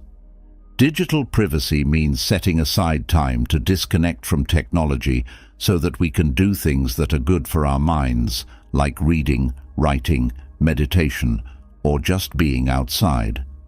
There is nothing empty or useless about these times of being alone. Instead, they are where our greatest ideas and thoughts grow. Fortifying ourselves against the constant requests of the digital world, we take back our attention and find inner peace by enjoying digital privacy on a regular basis. Developing Stoic distance is a key way to lessen the effects of modern distractions on our lives. This doesn't mean being cold or uninterested in the world. It means keeping a healthy distance from the things that try to get our attention and realizing that they don't make us who we are or make us happy. To be mentally detached from digital media and technology, or to let them control our mood and sense of self-worth, as the Stoics instructed, it means being aware of the urges to check our phonies or browse social media and deciding not to give in to them. The idea behind this practice comes from the Stoic philosophy that we only have control over our own responses and not over outside events or other people's actions. By becoming more detached in this way, we can focus on what really matters: our deeds, our morals, and what we bring to the world around us. Stoic detachment helps us learn how to use technology to our advantage instead of letting it use us. This makes our digital lives more peaceful and satisfying. There are strong ways to live in the digital age with knowledge and calmness by accepting digital silence and building stoic distance. These habits help us avoid becoming too dependent on technology, think about what's most important to us, and interact with the digital world in a way that suits us. In this way, we not only protect our mental and emotional health, but we also live more in line with Stoic ideas, finding joy and meaning in a world that often seems meant to confuse and distract us. Lesson 7. Building Stoic strength to handle digital overwhelm. To build strong resilience against digital overload, we must first be clear about what we want to achieve when we use technology. As part of this Stoic practice, we think about our core values and how our digital habits fit with them. When we make plans, we stop just passively consuming digital material and start actively using technology in a way that makes our lives better and helps us grow as people. This could mean making choices like using social media to share important moments with loved ones instead of mindlessly looking through stories, or picking to read digital content that motivates and teaches instead of content that makes you feel bad or is a distraction. When we set goals, we have to be aware of why we're using technology and make decisions that are in line with our real wants and values.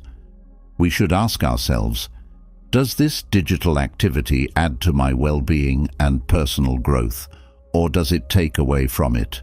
By reviewing and improving our goals on a regular basis, we can make sure that our digital habits stay in line with our passionate desire of a good life. Setting goals for digital involvement and practicing Stoic thought become important ways to build Stoic resilience against digital overload. With these habits, we can enter the digital world with purpose and awareness, making sure that our contacts with technology help us live a good and satisfying life. We can reduce the noise and distractions in the digital world by making sure our digital habits are in line with our core values and by thinking about how we use technology. In the midst of the chaos, we can find peace and focus. 8th lesson. How to be more moderate online like a Stoic. Moderation stands out as a key concept for living a healthy life, especially when it comes to how we use technology.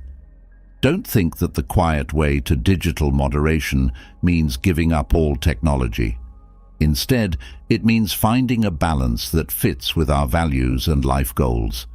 We can enjoy the benefits of being connected and having access to knowledge while still protecting our time, attention, and health. Setting boundaries on our technology use, like tech-free hours or days, and being aware of the quality rather than the amount of our digital contacts is part of digital control. We respect the Stoic ideal of self-control and making smart choices by using technology in ways that are important, purposeful, and true to who we are by practicing digital balance. Using Stoic practices to be more disciplined with technology.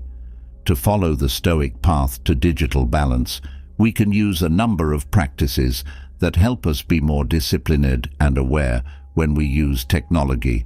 Stoic practice of occasional abstinence is one that works well. In this practice, we choose not to use certain digital devices or sites for a set amount of time.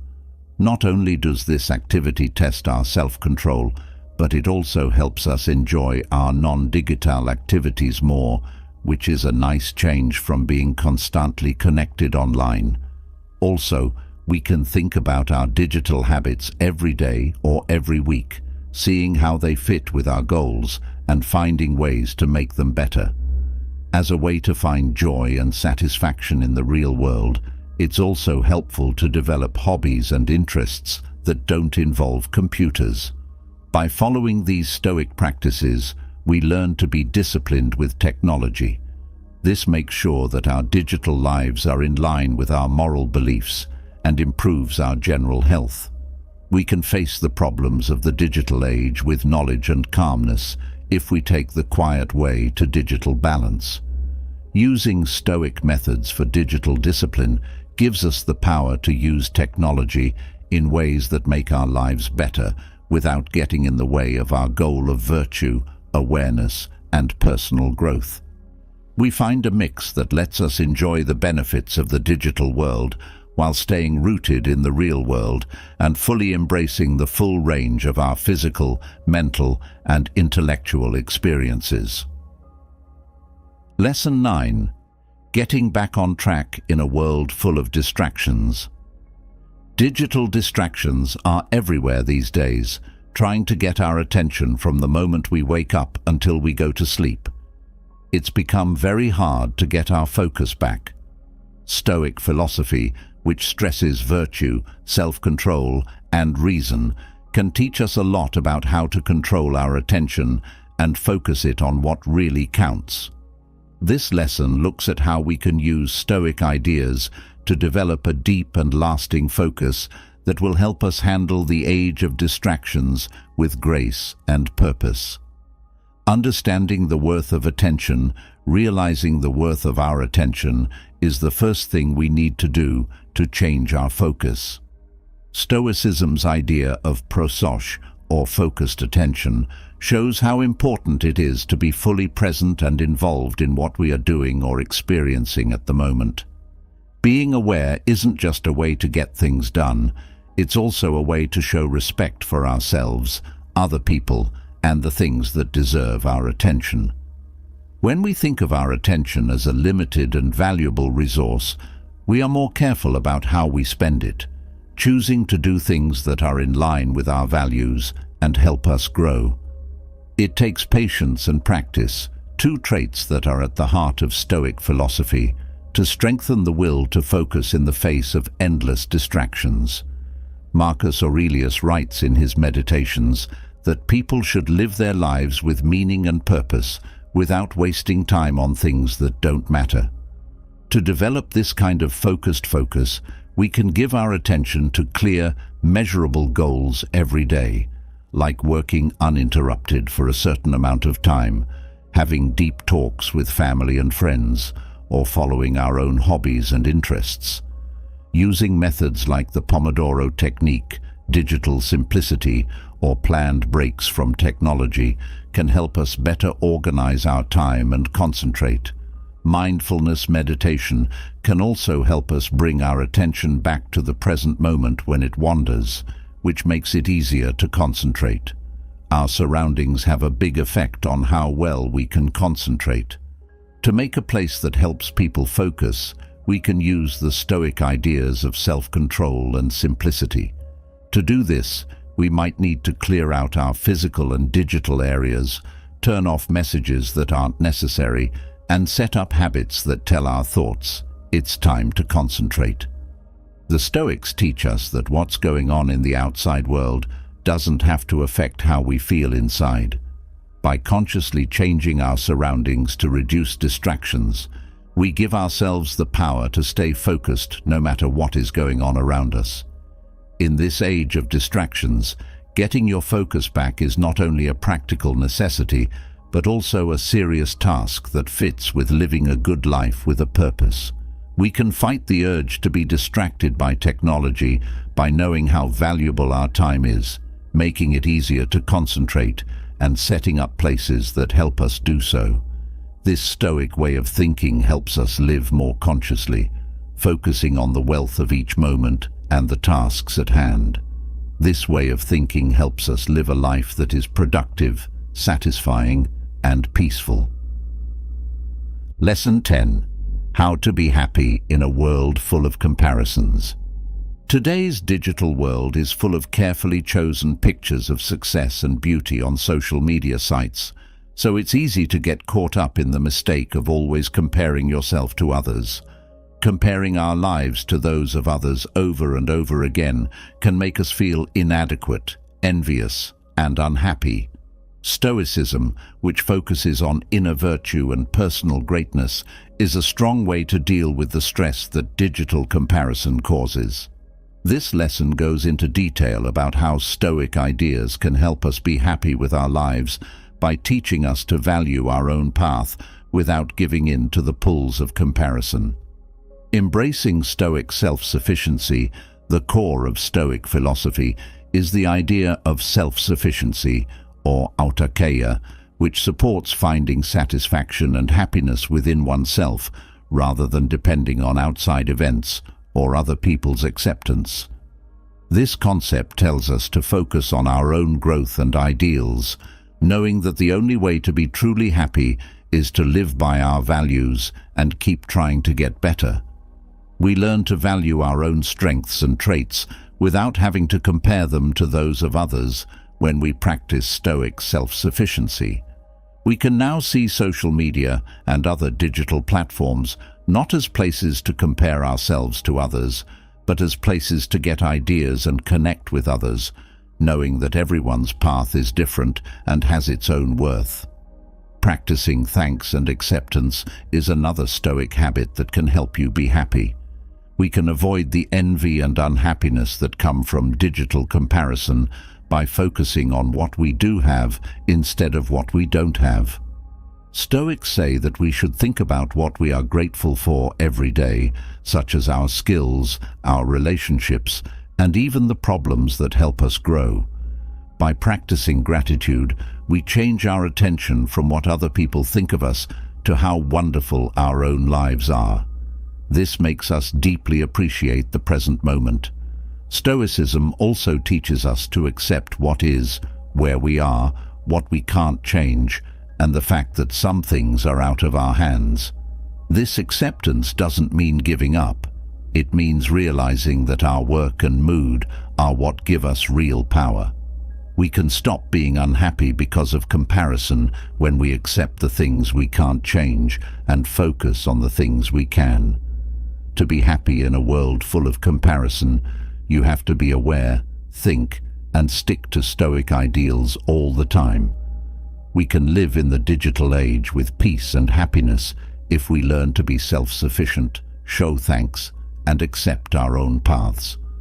This calm attitude not only makes us feel better, but it also lets us use digital media in a healthy and positive way, getting ideas from other people's wins without being put down by them. By doing this, we support the Stoic ideal of living a life of virtue, happiness, and resilience, even in the face of contemporary obstacles. Stoic advice has been around for a long time and can help us as we navigate the digital world's endless waves of alerts, comparisons, and distractions. The Stoic lessons give us a way to stay focused and at peace in a world that often seems meant to do the opposite. Remember that the quiet and power we build inside is what makes our lives unique, not the noise around us. Mindfulness, balance, and self-reflection teach us how to not only get our attention back, but also find a greater sense of happiness and satisfaction. Moving forward, let's take on the task of living on purpose in a time when it's easy to get sidetracked. Let's make a promise to stick to habits that keep us grounded, beliefs that lead us, and traits that make us who we are. And when the digital world gets too much, let's remember Marcus Aurelius's advice to focus on doing the thing in front of us with sincere seriousness and tender desire, ignoring everything else. Let's work together to make a life where focus, happiness, and meaning are not just ideas, but things we live by every day. Not paying attention to the noise isn't just a way to avoid the digital chaos. It's also a way to live a worthwhile life, online and off. In this search, may we discover that the most valuable things are not our feeds or fans, but the quiet, connected, and peaceful times we create amidst the noise. I am now going to talk about how to embrace Stoicism in the current world. We will look into the deep Stoic principles that will help us grow and give us the tools to become more dominating, sure of ourselves, strong, and successful in everything we do. Stoicism, which has its roots in the old cradles of knowledge, was the life philosophy of leaders and fighters. It's still a base for people who want to make their own way in a tough world. Philosophical ideas aren't just talked about in this series. They're also used to build a strong presence, unshakable confidence, and a winning attitude. What does Stoicism give us that helps us deal with the constantly changing world we live in? What does it do to make us stars in our personal and work lives? Each lesson we're going to talk about today has answers, turning old Stoic knowledge into modern success strategies we can use in our everyday lives. We will learn more about the Stoic art of managing how others see you, which means using problems as opportunities to get better. We'll talk about how logic can help us make the best decisions possible and how accepting the changes in life can help us develop a strong sense of self. We are going to learn how the Stoic emphasis on inner strength and virtue can help us reach new levels of skill and power. The power of how we see things. Today, the power of perception, our first lesson, gets to the heart of Stoic knowledge. A wise ruler named Marcus Aurelius once said, "You have power over your mind, not outside events." These words have been remembered for hundreds of years. Recognize this, and you will find strength. But what does this mean for us today? Because of how fast-paced life is these days, our days are often full of lots of different things to do, people to talk to, and choices to make. The way we think about these things has a much bigger effect on our experience than the things themselves. Stoicism tells us that how we see the world depends on how we see it. These lenses can change the way we see things or make them clearer. Take this into account. Everything that happens to us is neutral. The colors of joy, sadness, anger, or peace are added by our perception. Do we see a problem as an impossible task or a chance to improve ourselves when we face it? We can make a decision. We can control our mental reactions by changing how we see things, which leads to inner peace and resilience. Let's use this in real life. Imagine that you are late for a very important meeting because of traffic. It's up to you whether you let your anger ruin your day and mood, or you see it as a chance to take a few extra minutes to yourself, maybe to listen to a podcast, or just relax and clear your mind. Changing how you see things from being annoying to appreciative is at the heart of Stoic practice. Take a usual example. You get an unexpected email at work about a project slowdown or some negative feedback. This can be seen as a failure or criticism, which can make you feel angry or self-doubt. The Stoic way is to see it as a chance to grow, to get better, and learn new things. The event is the same, but people have very different ideas about it. The way people who have adopted Stoicism deal with problems, stress, and relationships with others has changed.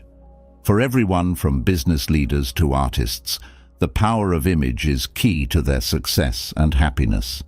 How can we develop this Stoic way of thinking in our everyday lives? Being aware is the first step. Take a moment every day to think about how you reacted. Do they come from habit, feeling, or a real understanding of what's going on? When you're having a hard time, stop and ask yourself, is there another way to look at this? This Stoic way of seeing things can change the way you interact with other people. When you disagree with someone, try to see things from their point of view instead of getting angry or frustrated. This change could lead to more understanding, kindness, and peaceful encounters. Remember that what shapes our experience of life is not what happens to us, but how we think about and react to it. We'll keep looking at how these Stoic ideas can be applied to our everyday lives as we go through these lessons. Let's take the Stoic power of seeing things by ourselves. It should be a light that helps us act wisely and understandably instead of rashly. Adopting this idea can make a huge difference in our lives. It can change problems into chances and disagreements into times when people can connect. Keep in mind that your trip through Stoicism is not just about learning, it's also about changing. Why being rational is important. As we continue to learn about how the deep lessons of Stoicism can help us grow and succeed in the modern world, we now turn our attention to one of the philosophy's most important ideas, the essential role of reason. As a wise man in his own right and a leader of Stoic thinking, Marcus Aurelius pushed for reason to be the most important thing in life. He thought that reason could help us tell the difference between good and evil and between important and not important things. In today's busy world, how does this old advice still apply? Let's learn more about this idea and see how it can help us in our daily lives. Stoics believe that being rational means figuring out what we can control and what we can't. It helps us tell the difference between good, bad, and neutral things. Our world is very complicated, and we often have to make decisions and deal with events that are too hard to handle. Stoicism tells us that logic is the key to making smart choices. Not only is it about being smart or logical, but also about being able to see things clearly without letting bias or strong emotions cloud your judgment. By using our minds, we can handle these difficult and confusing conditions calmly and clearly. From the busy streets of old Rome to the fast-paced world of today, people have always needed to be able to think things through. Figuring out what's important, working on what we can control, and letting go of what we can't are all parts of this. How can we live this out in our daily lives? Imagine that you have to make a tough choice at work or in your personal life. Stoicism tells us to stop and think about our feelings before acting on them. You should ask yourself, am I able to control this? Is my reaction based on logic or on a feeling that caught me off guard? Can I change what happens by what I do? It's where you should put your energy and effort if the answer is yes. If the answer is no, it's a chance to work on accepting things as they are and pay attention to how you react. Beyond making choices, it's also about finding peace within. Because it's logical, we don't have to worry about things we can't change. It helps us put our energy toward things we can change, which makes our lives more productive, satisfying, and calm. Developing logic can help us deal with the unknowns of life with a calmer heart and a better mind. We can set priorities, feel less stressed, and act in ways that are true to our core ideals. In the Stoic sense, being rational is not cold or distant. It's the calm and considered way to deal with life's many problems. At its core, reason is what helps us find our way through the fog of everyday life. Once we get good at it, it gives us the power to live our lives with meaning and purpose. This logic concept helps people make fair choices, control their feelings, and lead with honesty. As we go forward, keep Marcus Aurelius's advice in mind. Only think about what you can control. Let's make reason more than just an idea as we learn more about Stoicism. Let's make it a daily habit. Think about what you've done, understand how you feel, and pick the road of reason.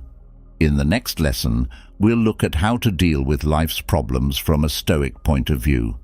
Don't forget that your trip through Stoicism is a chance to learn and grow. Accepting the challenges of life. We'll learn a strong Stoic lesson in this lesson that will help us grow and succeed in the modern world. In life, you have to face problems with courage and smarts. One of the most famous Stoic thinkers, Marcus Aurelius, taught us to see problems not as problems, but as chances to learn and grow. We will learn about how taking on tasks can have a big impact on our lives and how they change our experiences in this lesson. We all have to deal with a lot of problems every day. Our patience, resilience, and resolve are put to the test by various scenarios. They can be anything from small annoyances to big changes in your life. However, Stoicism has a strong point of view. As Aurelius said, the obstacle to action leads to action. What is in the way becomes the way. Let's break down this idea and see how it applies to our lives today. It might be a tough job at work, a loss in your personal life, or even a problem that affects everyone around the world. As a Stoic, you shouldn't avoid these problems. Instead, you should accept them. Think about having a loss. Don't give up when things get frustrating or hopeless. Instead, ask yourself, what can this situation teach me? In what way can this make me stronger?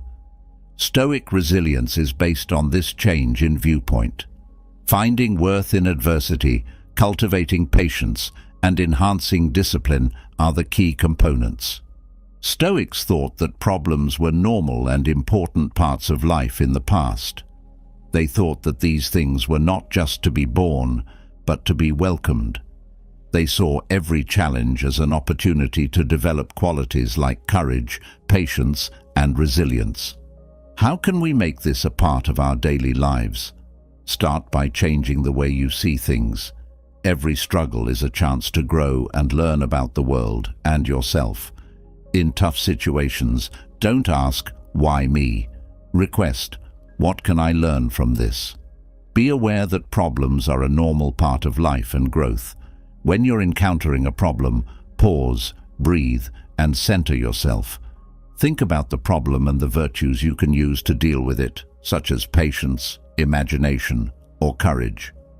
Take the bad situation as a chance to get smarter and better. Do not forget that the task itself is not what makes you who you are or what you do on your journey. Also, it's helpful to divide problems into parts that are easier to handle. A big problem can be scary, but if you take it one step at a time, you can get past it. Enjoy the small wins along the way. They are important steps on your way to solving problems this year and in the future. Let's remember the Stoic practice of accepting problems as we go through life's obstacles. Remember that every challenge is a chance to become stronger and more capable. By taking on life's obstacles, we can grow as people and become stronger inside. Take these lessons to heart as we go forward. They will help you live a good life. In the next lesson, we'll look at how the Stoics thought about death and how it can be used to drive us in our daily lives. Using death as a motivator. In our continued study of Stoicism in the modern world, we now come to a deep and often mistaken part of the philosophy, the use of death as a motivator. Marcus Aurelius was a ruler who was very calm and whose thoughts are still inspiring today. He often thought about death, not as a twisted interest, but as a strong drive to enjoy every moment of life.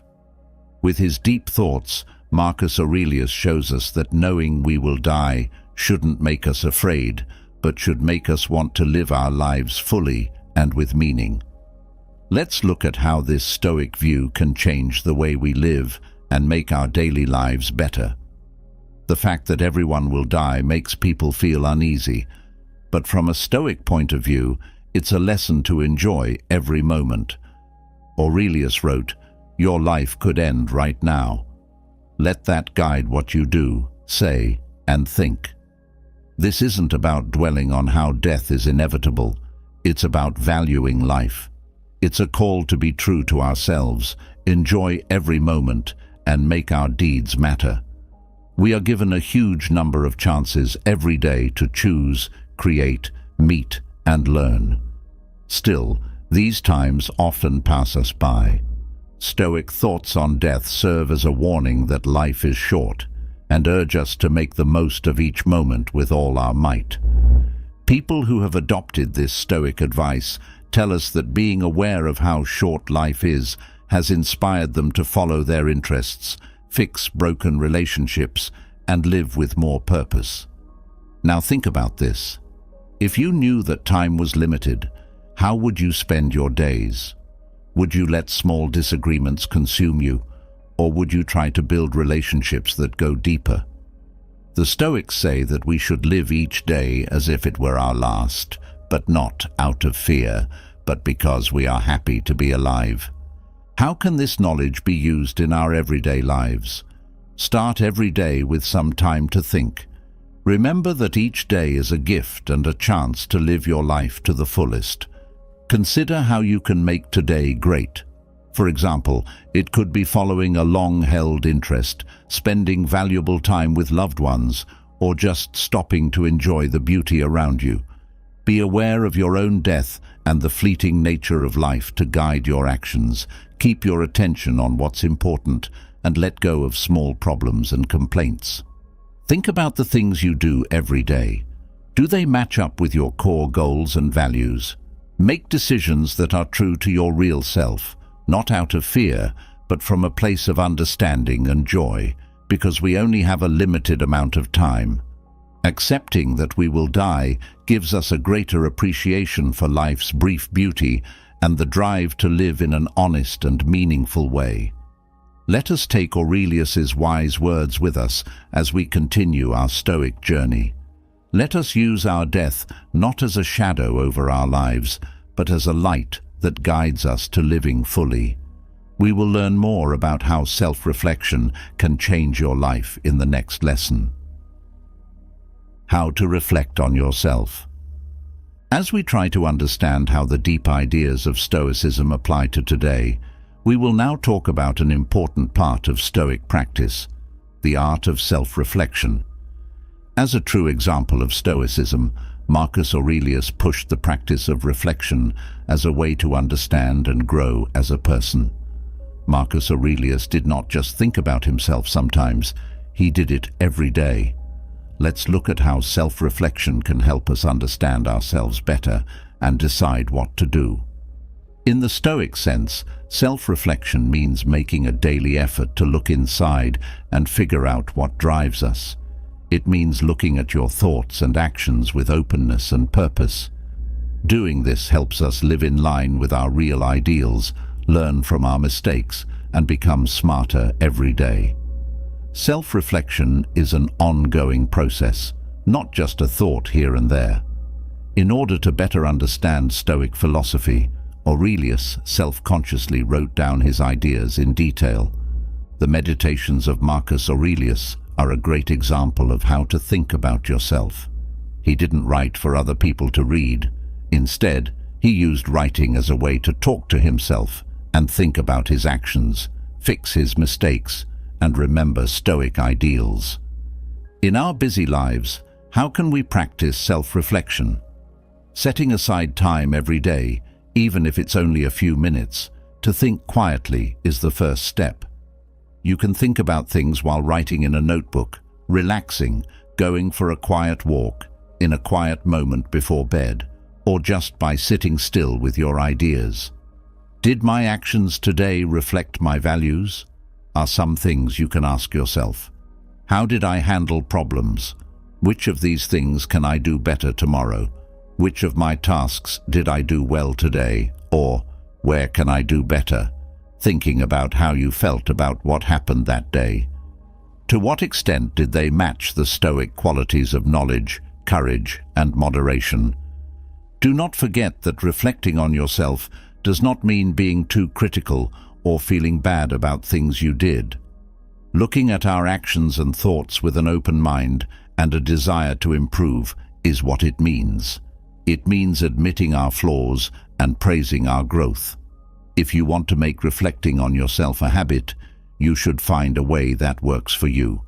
One way could be to write in a diary, talk out loud, or think while walking. Staying consistent is key. Take some time to think about how your actions and responses fit with the Stoic way of life.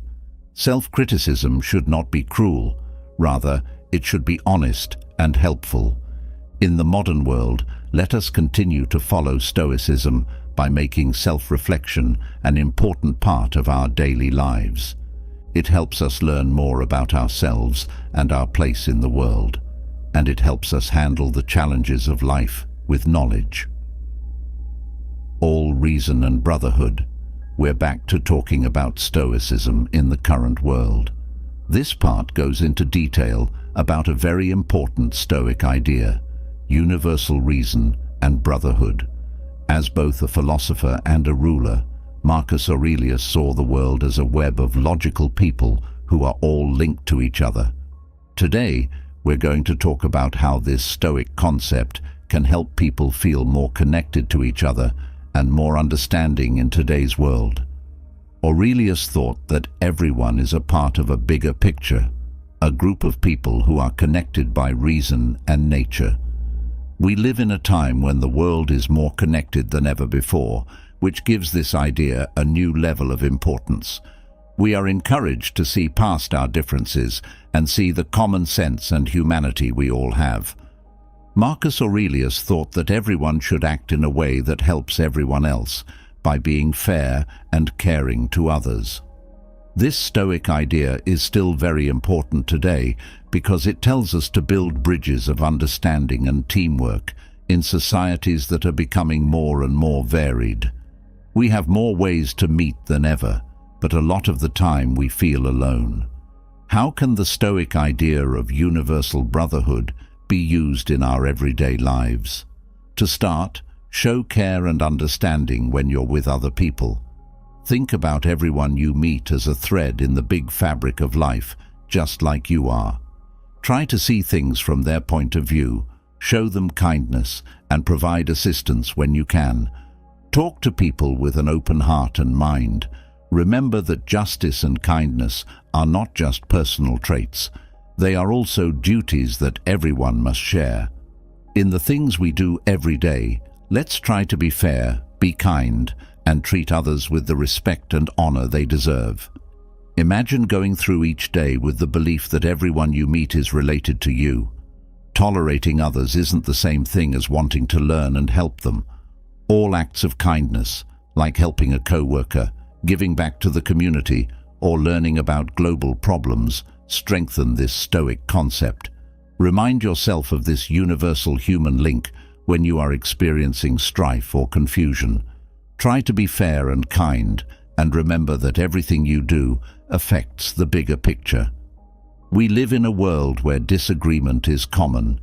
Let's work to bring people together and help them understand each other.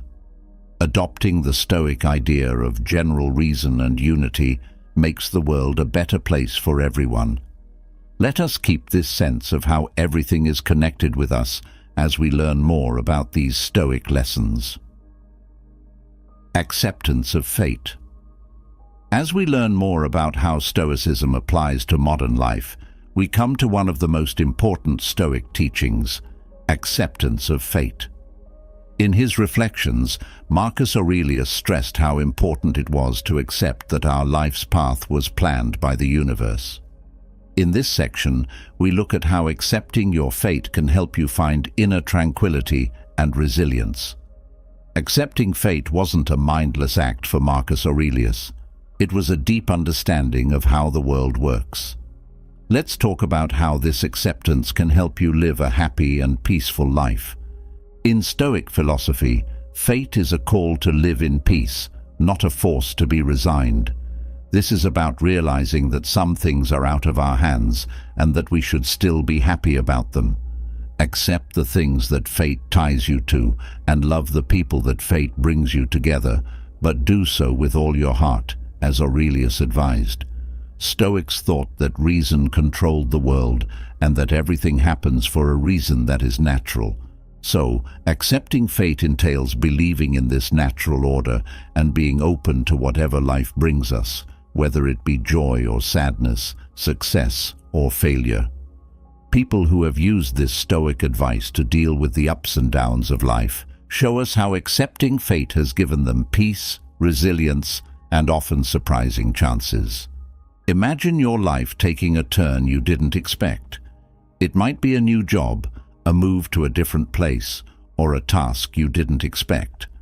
Stoicism teaches us to accept changes as part of our own unique journey instead of fighting them. Acceptance doesn't mean being passive. It means being involved with life and believing that everything happens for a reason. How then do we live our daily lives with this kind of acceptance? Start by realizing that you can't control everything. Instead of fighting things you can't change, ask yourself, how can I adapt to this? What can I learn from it?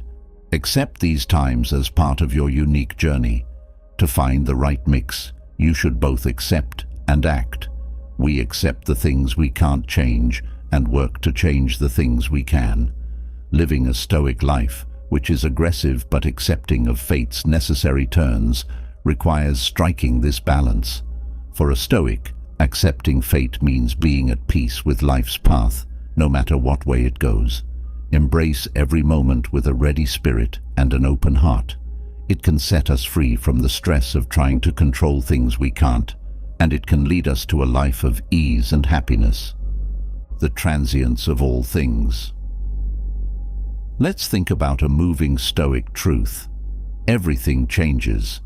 Marcus Aurelius pushed this Stoic teaching, which tells us that life, success, and even our problems are temporary. Marcus Aurelius thought a lot about how short life is and told us to live our lives with this in mind. This section talks about how realizing that everything around us is temporary can help us live a more important and focused life. Life itself is temporary, as is everything else. Things like success, fame, wealth, and even our problems only last for a short time. What Aurelius says is very true. All is ephemeral, both memory and the object of memory. Becoming more aware of this can help us enjoy the present more and live a more thoughtful life. This not only makes us more humble, but it also helps us focus on what really matters, living a life of virtue and meaning. We learn how being aware of how short life is has helped people find more meaning and joy in their daily lives, and how it has given them strength during times of loss or change when they talk about this Stoic knowledge. So, how can we use this new knowledge of change in our everyday lives? Take a moment to enjoy the present. Engage in a full talk with a loved one, a calm walk, or the easy act of having a meal. Understanding that things change over time will help you value these events more. Additionally, use this point of view to concentrate on what really issues. In the big picture, how important is this issue? Asking yourself this question can help you stay focused on the important things and lead you to actions and decisions that are in line with your core beliefs. Put yourself in the position of letting go of the pursuit of things or transient joys. Focus on making permanent changes through your relationships, deeds, and services to society instead. Living a simple life isn't what this Stoic principle means. It means figuring out what gives your life real meaning and satisfaction. To put this Stoic lesson into practice, first think about what you value most. Are these things or events temporary, or do they help you grow and be happy in the long run? Be thankful for the present moment. Reminding yourself every day that life is short will help you value your events and relationships more. Recognizing that everything changes over time helps us live more carefully and honestly, focusing on what makes our lives better in the moment. As we move forward on our Stoic path, let us remember that life is temporary as a way to live more fully and virtuously. We will learn more about the inner citadel, a key part of Stoic resilience, in the next lesson. As we learn more about Stoicism in the modern world, we come across a deep idea that Marcus Aurelius taught us called the inner citadel. This symbolic castle stands for our inner strength and resilience. It's a safe place inside us that stays strong no matter what happens outside. We will talk about how to build and keep this inner fortress in this lesson. Finding peace and security inside is what the inner citadel is for us. In the middle of life's chaos, we go there to find insight, strength, and peace. No matter what was going on around him, Aurelius thought that his inner haven, a place of reason and peace, would stay the same. There is reason and peace there, not affected by the ups and downs of outside events. Marcus Aurelius wrote a lot about this inner haven, which shows that even as ruler, he depended on his inner strength to stay calm and wise. Today's world moves quickly, so this idea is more important than ever. People who have taken care of their inner citadels, from business leaders to artists, tell us that this Stoic practice has given them a solid core that has helped them get through both personal and professional changes. Learning new things and growing as a person also makes your inner citadel stronger.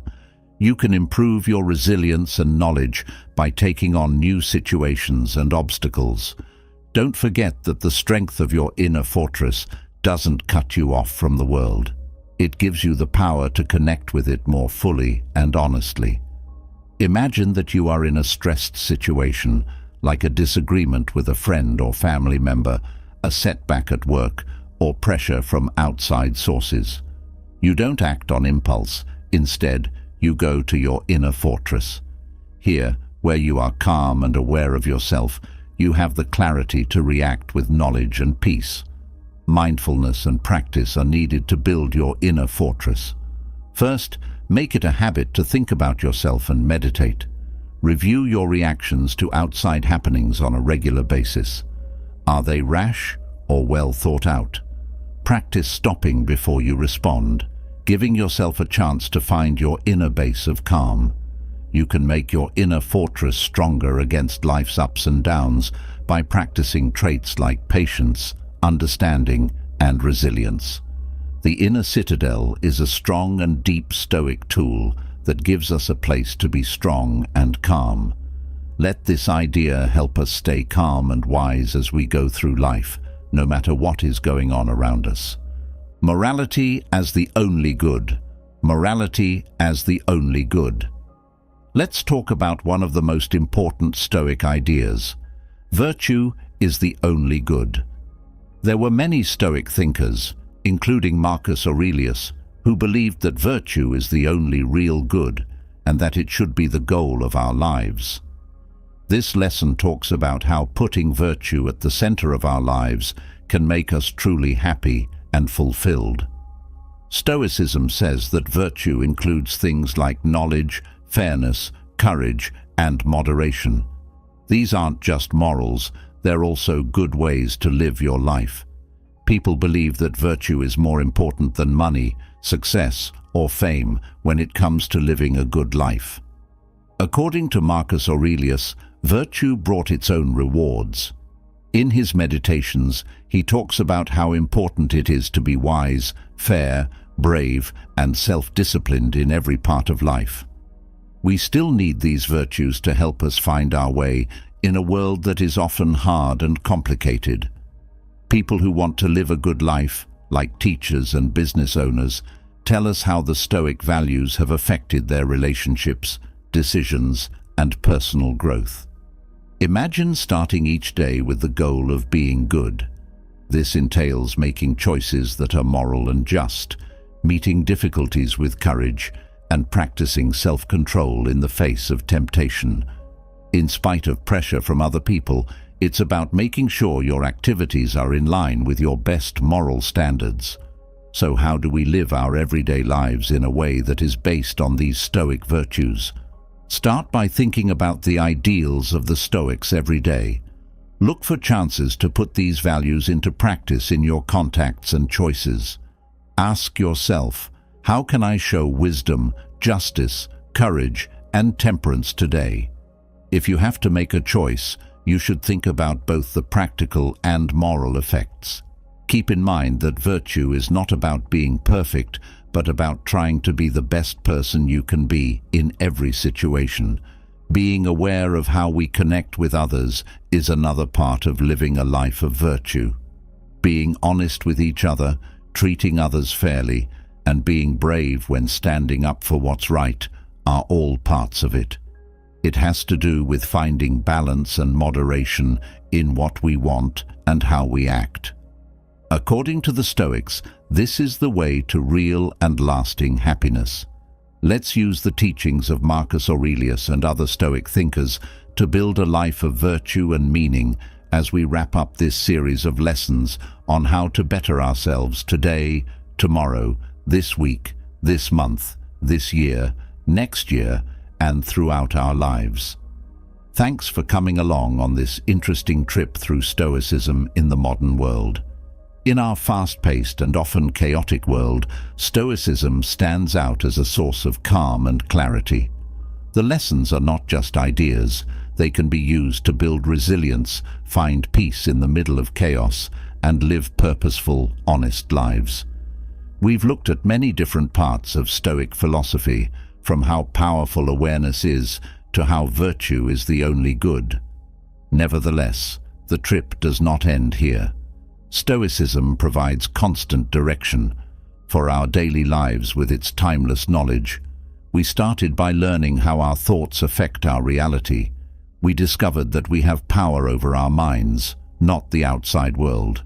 We talked about why it's important to be logical, how to deal with life's obstacles, and what drives people to live. It taught us the importance of self-reflection, how everything is linked, and how to accept fate. We learned about how life is temporary and how strong we are inside our inner citadel along the way. Finally, we understood that virtue is the best way to find happiness.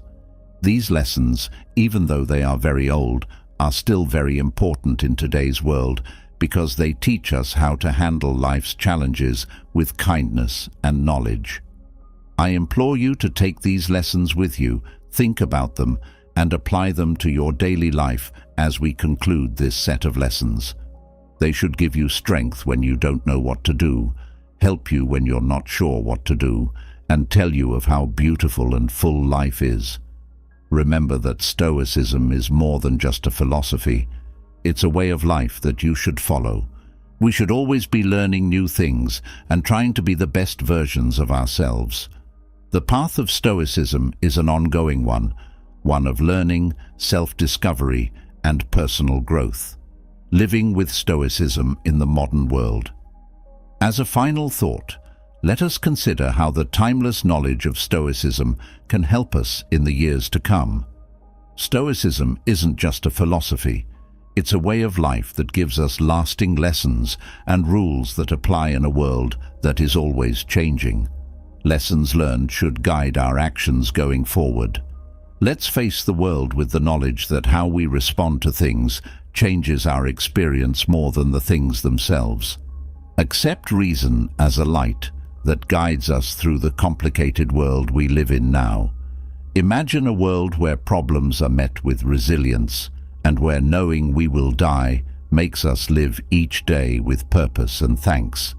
Imagine a society where understanding and empathy are very important, and where traits like knowledge, justice, courage, and moderation are not just ideas, but real things that people do. As you go through tomorrow, next month, next year, and all the years that follow, remember that the ideas of Stoicism are not just found in old books. They are alive in the choices and actions we make.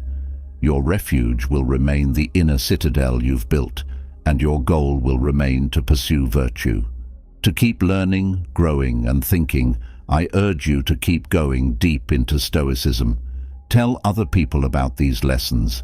By doing so, we not only improve our own understanding, but we also spread the light of knowledge. Let's create a world where Stoic ideals guide our choices, improve our neighborhoods, and promote virtue, resilience, and understanding. We appreciate you joining us on this trip through Stoicism in the current world.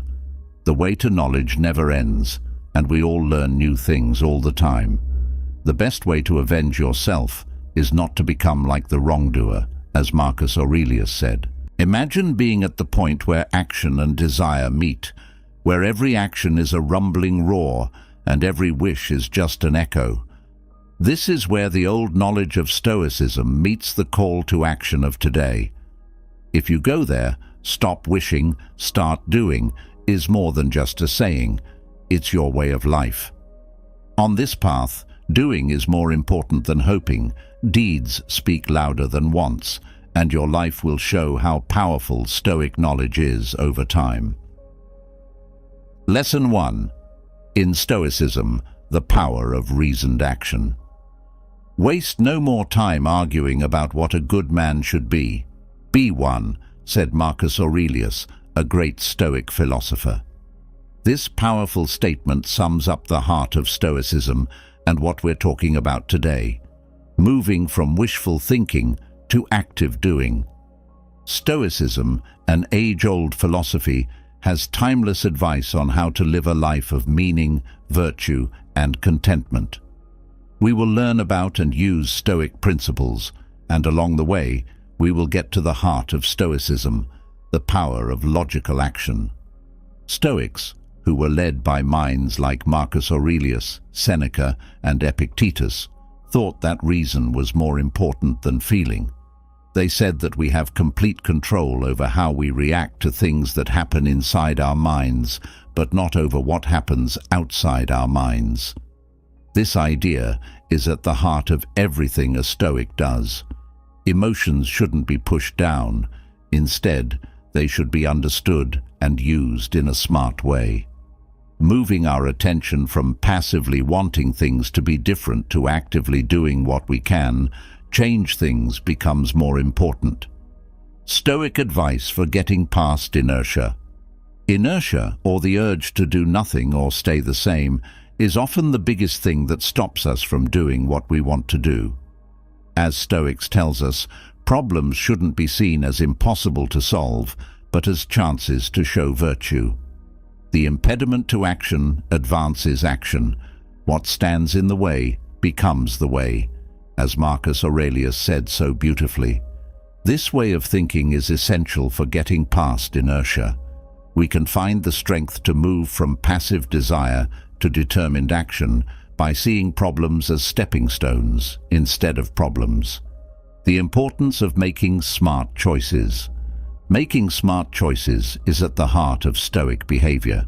To do this, we need to step back from our strong feelings and wants and think about our options with clarity and reason. Stoicism doesn't call for a life without feelings. Instead, it encourages feelings that are based on reason. When we make sense of our wants and needs, our activities have more meaning and are more likely to work. Hoping is often an emotional response to our situations. This process turns hoping into doing, which is a logical and planned reaction to the same situation. Stoic actions that can be used in everyday life. Before we can use Stoic actions in our daily lives, we need to figure out what we can control and what we can't. To act effectively, you need to be able to understand.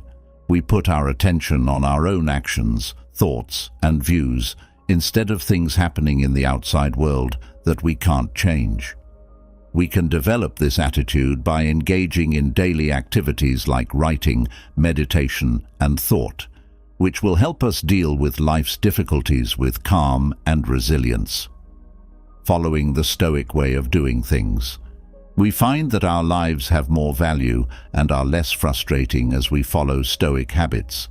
Stoicism gives us the power to replace wishful thought with steps that we can take based on our knowledge and virtue. This shows us that getting what we want is not the way to happiness. Instead, we should focus on what we can do. Being able to see things differently changes everything.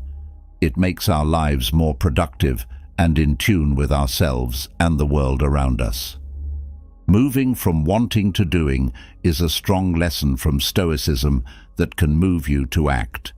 It asks us to live not in the world of unmet wants, but in the world of sensible, well-thought-out action.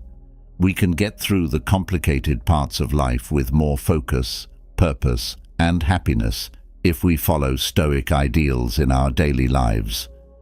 This is why we should follow the Stoics' example and make every moment a chance to act with knowledge, courage, and honesty. Lesson 2. Embracing the strength of the Stoics. As we keep looking into Stoicism and how it can be used in real life, we come across a deep and powerful part of this old philosophy, the art of turning problems into chances. Marcus Aurelius and other Stoic philosophers taught us that our hardest times are often the ones that make us who we are. This lesson is based on their timeless wisdom. It's about changing how we think about problems so that we don't see them as obstacles, but as opportunities for growth and change. When Stoics think about problems, Stoicism tells us that how we see things shapes how we experience them, not the other way around. Marcus Aurelius famously said, "Our life is what our thoughts make it." When we face problems, we can either give up and give in to depression, or we can change how we see things and find the hidden opportunities. The main idea behind Stoic resilience is that you should be able to deal with problems in a calm and sensible way, looking past the discomfort to see the chance it brings. Getting over your feelings. Handling our first feelings when we face problems is one of the hardest parts of facing them. A lot of people feel frustrated, angry, or scared sometimes, but Stoicism teaches us not to let these feelings control us. Instead, we should recognize them, figure out where they came from, and then use reason to lead them. We don't lose our inner life when we take this method. Instead, it helps us see clearly enough to act carefully and successfully, changing problems into stepping stones. How powerful it is to reframe problems. One important Stoic way to deal with problems is to reframe them, which means changing our minds so that we see problems as chances to learn, grow, and become better people. This reframe isn't meant to ignore the suffering. It's just meant to change the way we talk about it. For instance, a failure at work can be seen as a chance to rethink our job path, learn new skills, or find interests we haven't explored yet. By changing how we think about our experiences, we can see many more options that were hidden by a bad attitude. How to face obstacles in a real way. To use the Stoic way of thinking in your daily life, start by figuring out how you behave when something difficult happens. Take a moment to think, is there another way to look at this? Is this problem a chance to teach, lead, or bring about change? Write in a journal or practice thoughtful thinking to help you work through your feelings and thoughts. This will help you approach the situation with a more calm and logical mind. Remember that the goal is not to hide your feelings, but to control them with knowledge and understanding. Stoic resilience, living with it. To live with Stoic resilience, we must understand that the problems we face in life are not only unavoidable, but also necessary for our growth as people. It means realizing that every problem has the potential for an advantage just as big or bigger. This point of view not only helps us get through hard times, it gives us the power to grow in them. In the face of life's risks, this attitude makes us more flexible, creative, and brave. Accepting tough resilience and seeing problems as chances is a process that changes things. It takes us to rethink how we see things, control our feelings with logic, and see the good in the bad things that happen to us. This lesson from Stoicism isn't just about how to deal with problems. It's also about how to use them to make your life more important and satisfying. As we learn more about and use the lessons of Stoicism, let us keep in mind that every problem has a chance waiting to be found. Third lesson, want to achieve your destiny. The calm way of doing things with a reason. In the third lesson of our Stoic trip, we learn more about how to turn desire into fate through the practice of acting with a purpose. Stoicism tells us that just hoping won't get us anywhere. Action that is planned and followed through with focus is what makes the way to happiness. We will learn how to use the Stoic traits of control, focus, and resilience to make our goals come true in this lesson. How to understand Stoic discipline. Stoic discipline is all about making sure that our actions are in line with our values and good sense. Not only should you do things, but you should do the right things at the right time for the right reasons. Self-awareness and self-control are at the heart of this practice. It helps us make choices that are in line with our inner goals instead of acting on instinct or short-lived wants. How attention and purpose play a part. Focus and purpose are two ideas that are very important to Stoic discipline. Stoics believe that our attention is a valuable resource that should not be wasted on pointless or confusing activities, but on things that have a real purpose. Focusing our thoughts and actions on what really matters gives us the power to make big changes in our personal and business lives, getting rid of distractions and putting things off. Building up resilience and persistence. Stoic discipline isn't just starting to do things, it's also sticking with them even when things go wrong. For the Stoics, problems were chances to get stronger and learn more about themselves.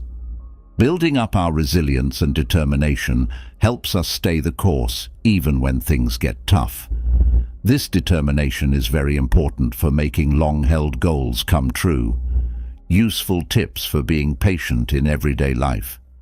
To use Stoic discipline in your daily life, start by making goals that are clear, attainable, and in line with your values. Break these goals down into smaller jobs that you can handle and give each one your full attention and purpose. Regularly think about yourself to see how things are going and change your actions as needed. Accept problems as chances to improve and be thankful for the lessons they teach you. Doing things with purpose, focus, and resilience is what Stoic discipline is all about. It's a journey from dreaming about what could happen to taking deliberate steps to make it happen. When we follow the Stoic road of discipline and action, our dreams don't just turn into actions. They turn into a life we create for ourselves, one full of purpose, knowledge, and happiness. Getting used to routines and order. Setting up a pattern and order in our daily lives is an important part of Stoic discipline. It was known to the Stoics that a well-organized life leads to an organized thought. By making a habit and sticking to it, we build a structure that helps us reach our goals and stay focused. This structure shouldn't be fixed, but should be able to bend with the times while still giving you a solid base for steady action. Why making choices with care is important. Each choice we make is a building block for our future. Stoicism teaches us to think about the choices we make and know that every choice, no matter how small, shapes our lives. Stoic control is most fully shown when we make decisions that are in line with our values and goals. Mindfulness in decision-making forces us to stop and think, making sure that our actions are not impulsive but planned and well thought out. Putting the power of thought to use. Stoics have a lot of strong tools at their disposal. It lets us think about what we did, what we learned, and what changes we need to make. Regular self-reflection, like writing in a book, meditating, or just thinking about things, helps us stay on track with our goals and stay true to our values. This practice not only helps us grow as people, but it also makes us more determined to live our ideals. Through adversity, developing resilience. When faced with adversity, Stoic restraint is often most evident. Stoics didn't give up when they faced problems. Instead of giving up in sadness or anger, they saw these times as chances to show their values. We develop a strong inner strength that helps us in everything we do in life by meeting problems with courage and resilience. You don't naturally have this kind of resilience. You have to work at it and stick to the Stoic ideals in order to develop it. Using the practice of Stoicism in work and relationships. Stoic discipline includes more than just improving ourselves. It also affects how we treat others and how we do our work. It teaches us to be present, gentle, and understanding in our interactions, and to treat others with kindness and care. It takes courage to approach work with honesty, hard work, and a commitment to success in the workplace.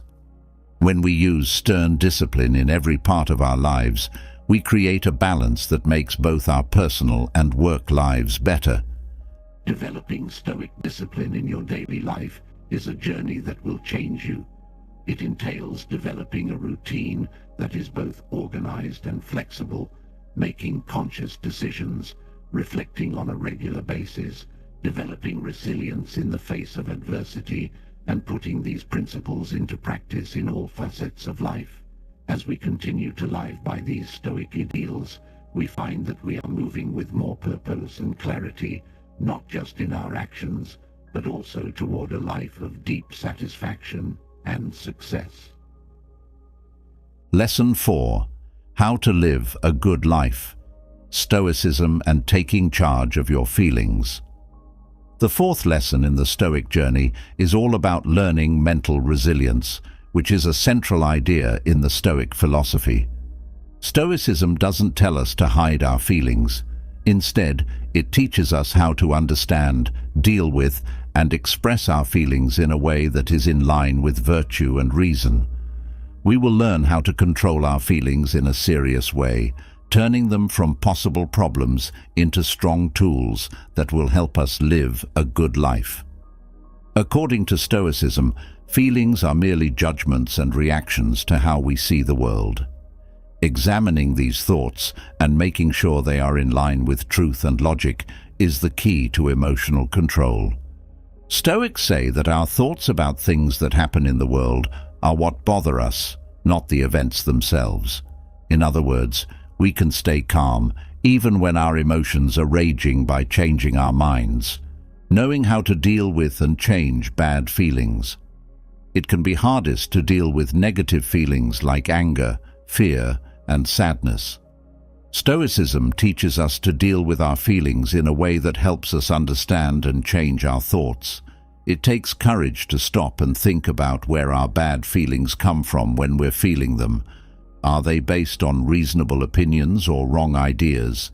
We can start to change these feelings in a way that is good for us and in line with our values if we know where they come from. The art of being mindfully silent. Being mindful is an important part of the Stoic way of dealing with feelings. Being fully present and aware of our thoughts, feelings, and behaviors as they happen, without judging or reacting right away, is what it means. By doing this, we can make room between the trigger and the reaction, in which we can choose to act in a way that follows Stoic principles. Being mindful helps us deal with our feelings in a clear and smart way instead of letting them rule us. Building up good feelings. Although controlling bad emotions is a big part of Stoicism, developing good feelings that help our own and other people's well-being is also very important. When you think and act in a good way, you can naturally feel good emotions like love, thanks, and joy. We can boost our general happiness and sense of satisfaction by doing things like writing in a gratitude book or doing acts of kindness. Resilience in the face of stress. Regular self-reflection and mindfulness practice are important if you want to use strong emotional resilience in your daily life. You should think about how your emotional reactions to different scenarios fit with Stoic ideals. Mindfulness helps you stay aware of your feelings, and Stoic techniques can help you figure out what's making you angry and how to stop it. Focus on good deeds and thoughts that make you feel happy and joy to cultivate positive feelings. Emotional resilience through Stoicism means being aware of our feelings, lining them up with logic, and using them to help you grow and be happy. The trip takes time, experience, and understanding of oneself, but the benefits are huge. Being in control of our feelings not only makes us happier, but it also makes our relationships with other people better, which leads to a more peaceful and satisfying life. Taking a Stoic view of life's problems is the fifth lesson. As we move into our fifth lesson on the Stoic path, we'll be talking about how important perspective is. Stoicism teaches that our perspective, how we choose to see and understand what's happening in our lives, has a huge impact on how we feel and what we do.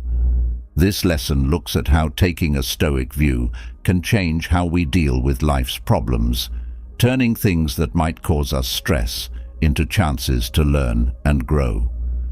Stoicism doesn't just see things from a passive point of view, it also sees perspective as an active way of thinking. It means seeing things not just the way they look, but also the way they really are, without any bias or emotional coloring. The Stoics thought that we could change how we react to any scenario by shifting our point of view. This would help us stay calm and effective, seeing problems as chances to learn and grow. One important part of the Stoic view is seeing problems as chances to learn and grow. There is no need to deny the pain or trouble that comes with life's trials. Instead, look for the lessons and skills they can teach you. When confronted with adversity, ask yourself, what can this teach me? How can this strengthen my character? By changing our focus in this way, we can find value and meaning in even the most difficult situations. What part do reason and truth play? From a Stoic point of view, everything is based on logic and reason. It asks people to look at situations without letting strong feelings or personal preferences cloud their judgment. When we think about things logically, we can see things more clearly and act better. It means asking ourselves if our responses are based on facts or on fears and hopes that aren't based in reality. Detachment and acceptance are being practiced. Stoicism encourages a healthy kind of detachment, not retreating from life, but letting go of identifying too much with what happens in the outside world. Acceptance goes hand in hand with separation. We know that some things are out of our control and choose to accept them as they are.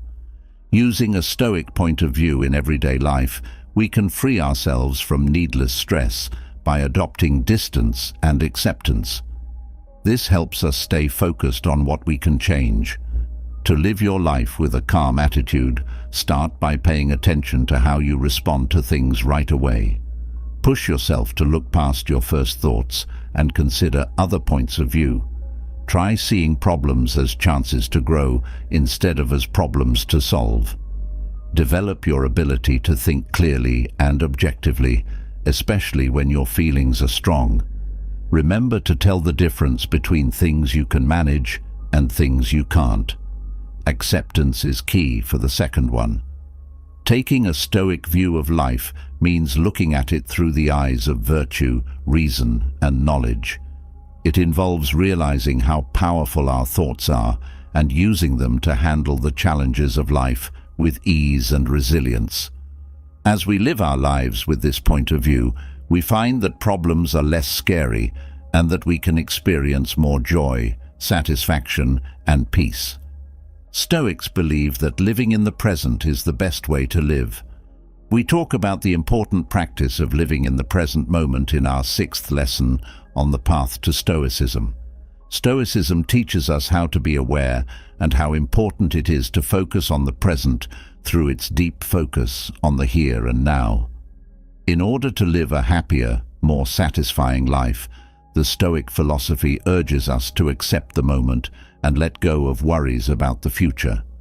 The past cannot be changed, and the future is unknown, according to Stoic philosophy. So, the present time is the most important thing. Marcus Aurelius, a famous Stoic philosopher, says that we should live in the present because it's the only place where we can really use our qualities and change our lives. One important part of Stoic peace and happiness is focusing on the present, getting out of the traps of the past and the future.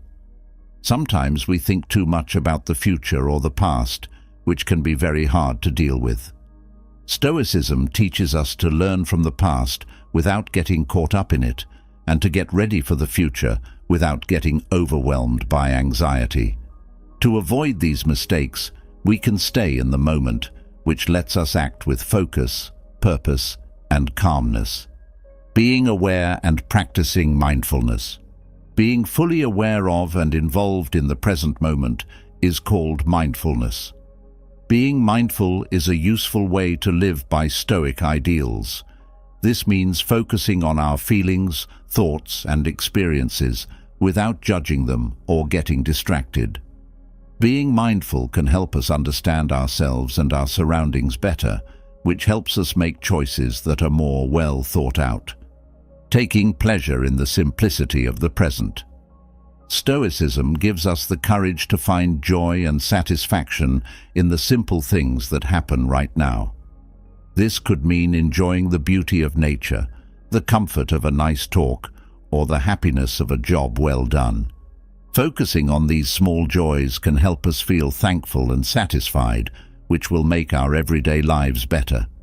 Adding living in the present moment to daily life. Start incorporating this silent practice into your daily life by focusing on the things you are doing at the moment.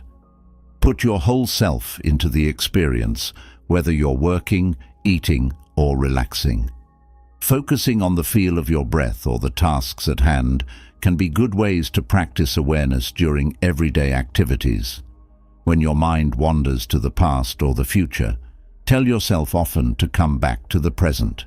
Living in the present moment, which is a Stoic practice, is a strong way to make your life more peaceful and full. It frees us from the weight of guilt and fears about the future, so we can fully enjoy life as it happens. Mindfulness and focusing on the present moment help us enjoy every moment for what it is worth. We can find depth and meaning in the simple present moment. 7. Lesson 7. Using Stoic virtues to find inner peace. In this, the 7th lesson of our Stoic series, we'll talk about inner peace, which is one of the most coveted but hard to achieve goals. Stoicism, with its deep understanding of human nature and philosophy, has always been a way to find deep, lasting peace within ourselves. We will learn about how the Stoic values of knowledge, courage, justice, and moderation can help us find peace and unity within ourselves in this lesson. How to understand Stoic inner peace. Stoicism says that inner peace is more than just not having any problems or arguments. It's a state where our thoughts, feelings, and deeds are all in sync with each other. It comes from living in harmony with nature and reason, where our urges and wants are in line with good behavior and smart thinking. A strong link with the self and the world around us, as well as a sense of happiness and resilience, are characteristics of this peace. What Stoic wisdom does. The most important Stoic virtue is wisdom, which is a key part of finding inner peace. Being able to tell the difference between what we can control and what we can't, and focusing our energy on what we can control. Wisdom also means knowing how things work, including our own thoughts and feelings, and being able to handle life's challenges with clarity and intelligence. By working on our knowledge, we give ourselves the tools to handle the complicated things in life with a cool and level head. Strength and courage. Stoicism defines courage as the resilience to deal with life's difficulties with honesty and integrity, as well as bravery in the face of danger. Having the courage to face our fears, accept change and the unknown, and take responsibility for what we do are all parts of it. This kind of courage is necessary to keep your inner peace when life throws you curveballs and problems. Fairness and living in peace. Stoic justice means getting along with others and working for the good of everyone. When we deal with others, we should be fair, kind, and respectful, and we should always be honest. Stoic fairness helps us build good relationships and a sense of belonging, both of which are important for mental peace. How to control yourself with temperance. The virtue of temperance, also known as self-control, aids in the control of our wants and needs. You should find the right amount of everything, not going overboard, but also not denying yourself life's pleasures and joys. Temperance helps us find balance, which is important for inner peace because it lets us live in line with our real wants and ideals. Using the virtues of the Stoics in everyday life.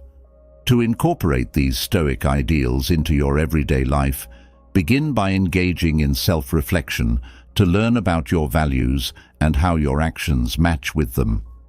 Develop the habit of reflecting on your thoughts and behaviors and try to handle things with calmness and knowledge. When you're with other people, show understanding and kindness and try to keep your wants and deeds in balance. Remember that the path to inner peace is an ongoing one that needs constant effort and awareness. How Stoicism can help you find inner peace. Stumbling toward inner peace through Stoicism means making our inner selves and the outside world work well together. Following the Stoic values of temperance, courage, knowledge, and calmness can help us handle life's problems calmly and stay happy and peaceful. Stoics believe that inner peace is not some far-off ideal, but a real and doable state of being that makes our lives and the lives of those around us better. Lesson 8. How to build relationships like a Stoic. In our 8th lesson on the path of Stoicism, we'll be talking about relationships, which are an important part of being human. Stoicism, which is frequently mistaken for a private philosophy, places a high value on society and social ties. This lesson looks at how Stoic ideas can help us make and keep important bonds with other people, which can make our own lives and the lives of those around us better. Stoicism and getting along with others. Stoicism says that people are social by nature and were made to live in peace with others. Our relationships have a huge effect on how happy and healthy we are. Stoic ideas like understanding, kindness, and mutual respect are important for building partnerships that last. We can build stronger relationships and a stronger sense of community by following these rules. Having empathy and understanding. Stoics believe that the most important thing for building relationships is empathy, which means being able to understand and share other people's feelings. Putting yourself in someone else's shoes is a Stoic way of life that pushes us to try to understand their thoughts and feelings. This practice helps us understand and connect with others more deeply, which lets us treat them with respect and kindness. How Stoics talk to each other. To build and keep bonds, you need to be able to talk to each other clearly. Stoicism encourages people to talk to each other in a clear, honest, and polite way. I advise us to listen carefully, speak carefully, and be honest when we say what we think. By talking to each other in a calm way, we can avoid mistakes and fights and lay the groundwork for honest and open communication. Self-interest and altruism in balance. Stoicism helps us find a balance between doing what we want and making other people happy. The lesson is that genuine self-interest is in line with what's best for everyone. In relationships, this means trying to find solutions that are good for everyone and take into account and respect everyone's wants and well-being. Using Stoic virtues to deal with conflict. Every relationship has problems, but Stoicism can help you deal with them in a healthy way. If we approach arguments with Stoic ideals like justice, patience, and moderation, we can stay cool and make sense of them. This method not only helps to solve problems, but it also makes trust and respect stronger. How to use Stoicism in different kinds of relationships. The silent way of dealing with relationships works for all kinds of people, like family, friends, co-workers, and strangers. When we act with Stoic ideals in every contact, we can build many satisfying and helpful relationships. Being present, genuinely interested in others, and making a good difference in their lives are all parts of this. Using Stoic ideas in your relationships can help you have deeper and more peaceful bonds. Stoicism teaches us to combine self-interest and kindness in our relationships and to approach them with care and effective communication. In this way, we not only improve our own health, but we also improve the health of those around us, which builds a sense of community and belonging. Nineth lesson, Stoicism and how to let go. In our 9th lesson on Stoicism, we look at the art of letting go, which is an important and difficult part of the philosophy. Stoicism shows us how important it is to accept things as they are and let go of things we can't change. This lesson is about how following Stoic principles can help us let go of ties, expectations, and old grudges, which can make our lives more peaceful and happy. The Stoic view on being in charge. What is within our power and what is not is clearly separated in Stoic philosophy. As we learn from this, we realize that even though we can control our actions, responses, and decisions, we can't directly change many other parts of life. To be able to let go, you need to understand and accept this limitation. It helps us focus on our own actions and thoughts instead of what's going on around us. How to let go of attachments. Stoicism says that people shouldn't get too attached to things like rank, financial things, or even certain relationships. Stoics caution against pinning our happiness on these external factors, though enjoying life's joys is not without courage. By learning detachment, we can enjoy the good things in life without letting them control us. This makes us more calm and strong. How to deal with hopes and letdowns. Having high hopes can often leave us feeling let down, especially when those hopes are tied to things we can't change. Stoicism pushes us to accept things as they are, rather than expecting certain things to happen. This doesn't mean being idle or uninterested. It means being ready for different results and being able to accept them without getting upset when they happen. Forgiving and letting go of past hurts. Keep resentments from the past can be a big source of stress. Stoicism encourages people to accept and let go of their anger as a means of self-liberation, not as a sacrifice to others. Letting go of anger frees us from the bad feelings that hold us back to the past and lets us live in the present more fully. Exercises that you can use to practice Stoic release. Doing regular self-reflection to find areas of connection or unaddressed complaints is a good way to practice letting go in everyday life.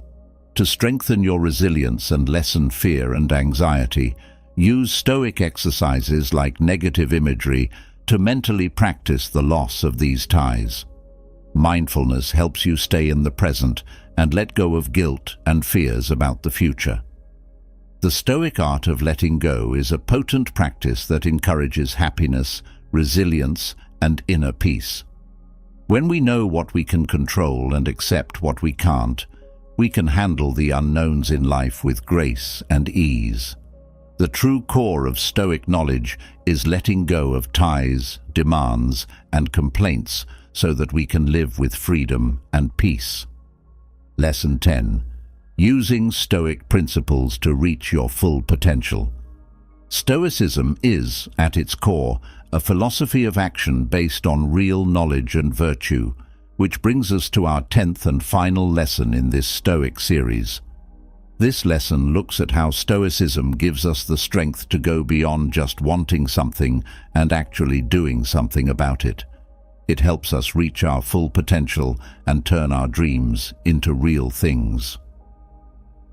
What the Stoics say we should do.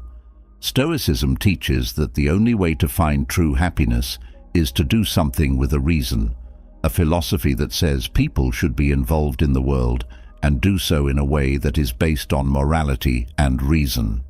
The Stoics think that everyone can do great things if they act in line with their values and work hard at it over and over again, taking wants and turning them into goals. One important part of Stoicism is turning your wants into real goals. We need to have a clear idea of what is important and what we can do to make this happen. When we set goals that are in line with our values and that we know we can actually reach, we move from wishful thought to actionable planning. How self-control and dedication play a part.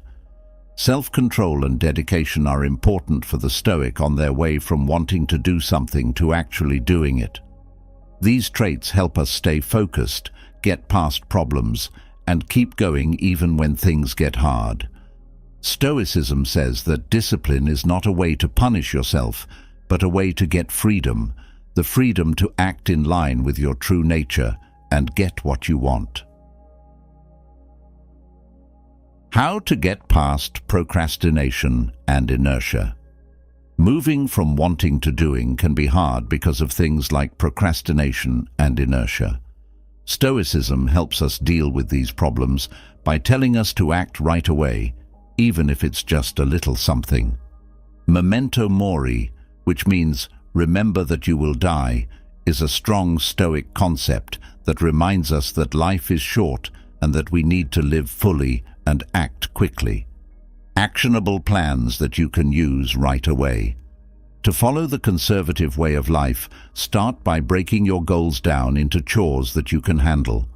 Put these jobs at the top of your list and approach them with full attention. Review your plans often and make changes as needed. Be flexible and open to change.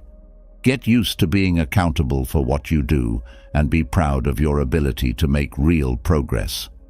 How to become calm from stop wishing, start doing is to use the power of our goals. Wisdom, discipline, and moral virtue guide it, and it tells us to be responsible for our actions, face obstacles with courage, and live by our inner values. By practicing Stoicism, we give ourselves the strength to make our dreams come true, reach our full potential, and make the world a better place. As we wrap up this guide, take a moment to reflect on the journey we've just shared. We've explored the ancient wisdom of Stoicism, not just as a philosophy, but as a practical toolkit for creating the life you've always wanted. It's been about more than just understanding concepts. It's been about applying them to make real changes in your life. Remember, the journey to living your best life is ongoing. The lessons and strategies we've discussed are tools that you can carry with you and use every day. Whether you're facing tough decisions, navigating life's ups and downs, or just trying to live more intentionally, Stoicism offers a foundation of strength, clarity, and purpose. Take these teachings and make them a part of your daily life. Let them guide you in making choices that align with your true self, in facing challenges with courage and resilience, and in finding joy and satisfaction in the present moment. The path to a life filled with purpose, contentment, and peace is a personal one, and you have the power to shape it every step of the way. Thank you for joining us on this transformative journey. May the insights you've gained inspire you to continue growing, exploring, and striving for a life that reflects your deepest values and aspirations. Here's to your journey of discovery, growth, and the creation of a life filled with genuine happiness and fulfillment. Keep living with purpose, embracing the wisdom of Stoicism, and building the life you truly want to live.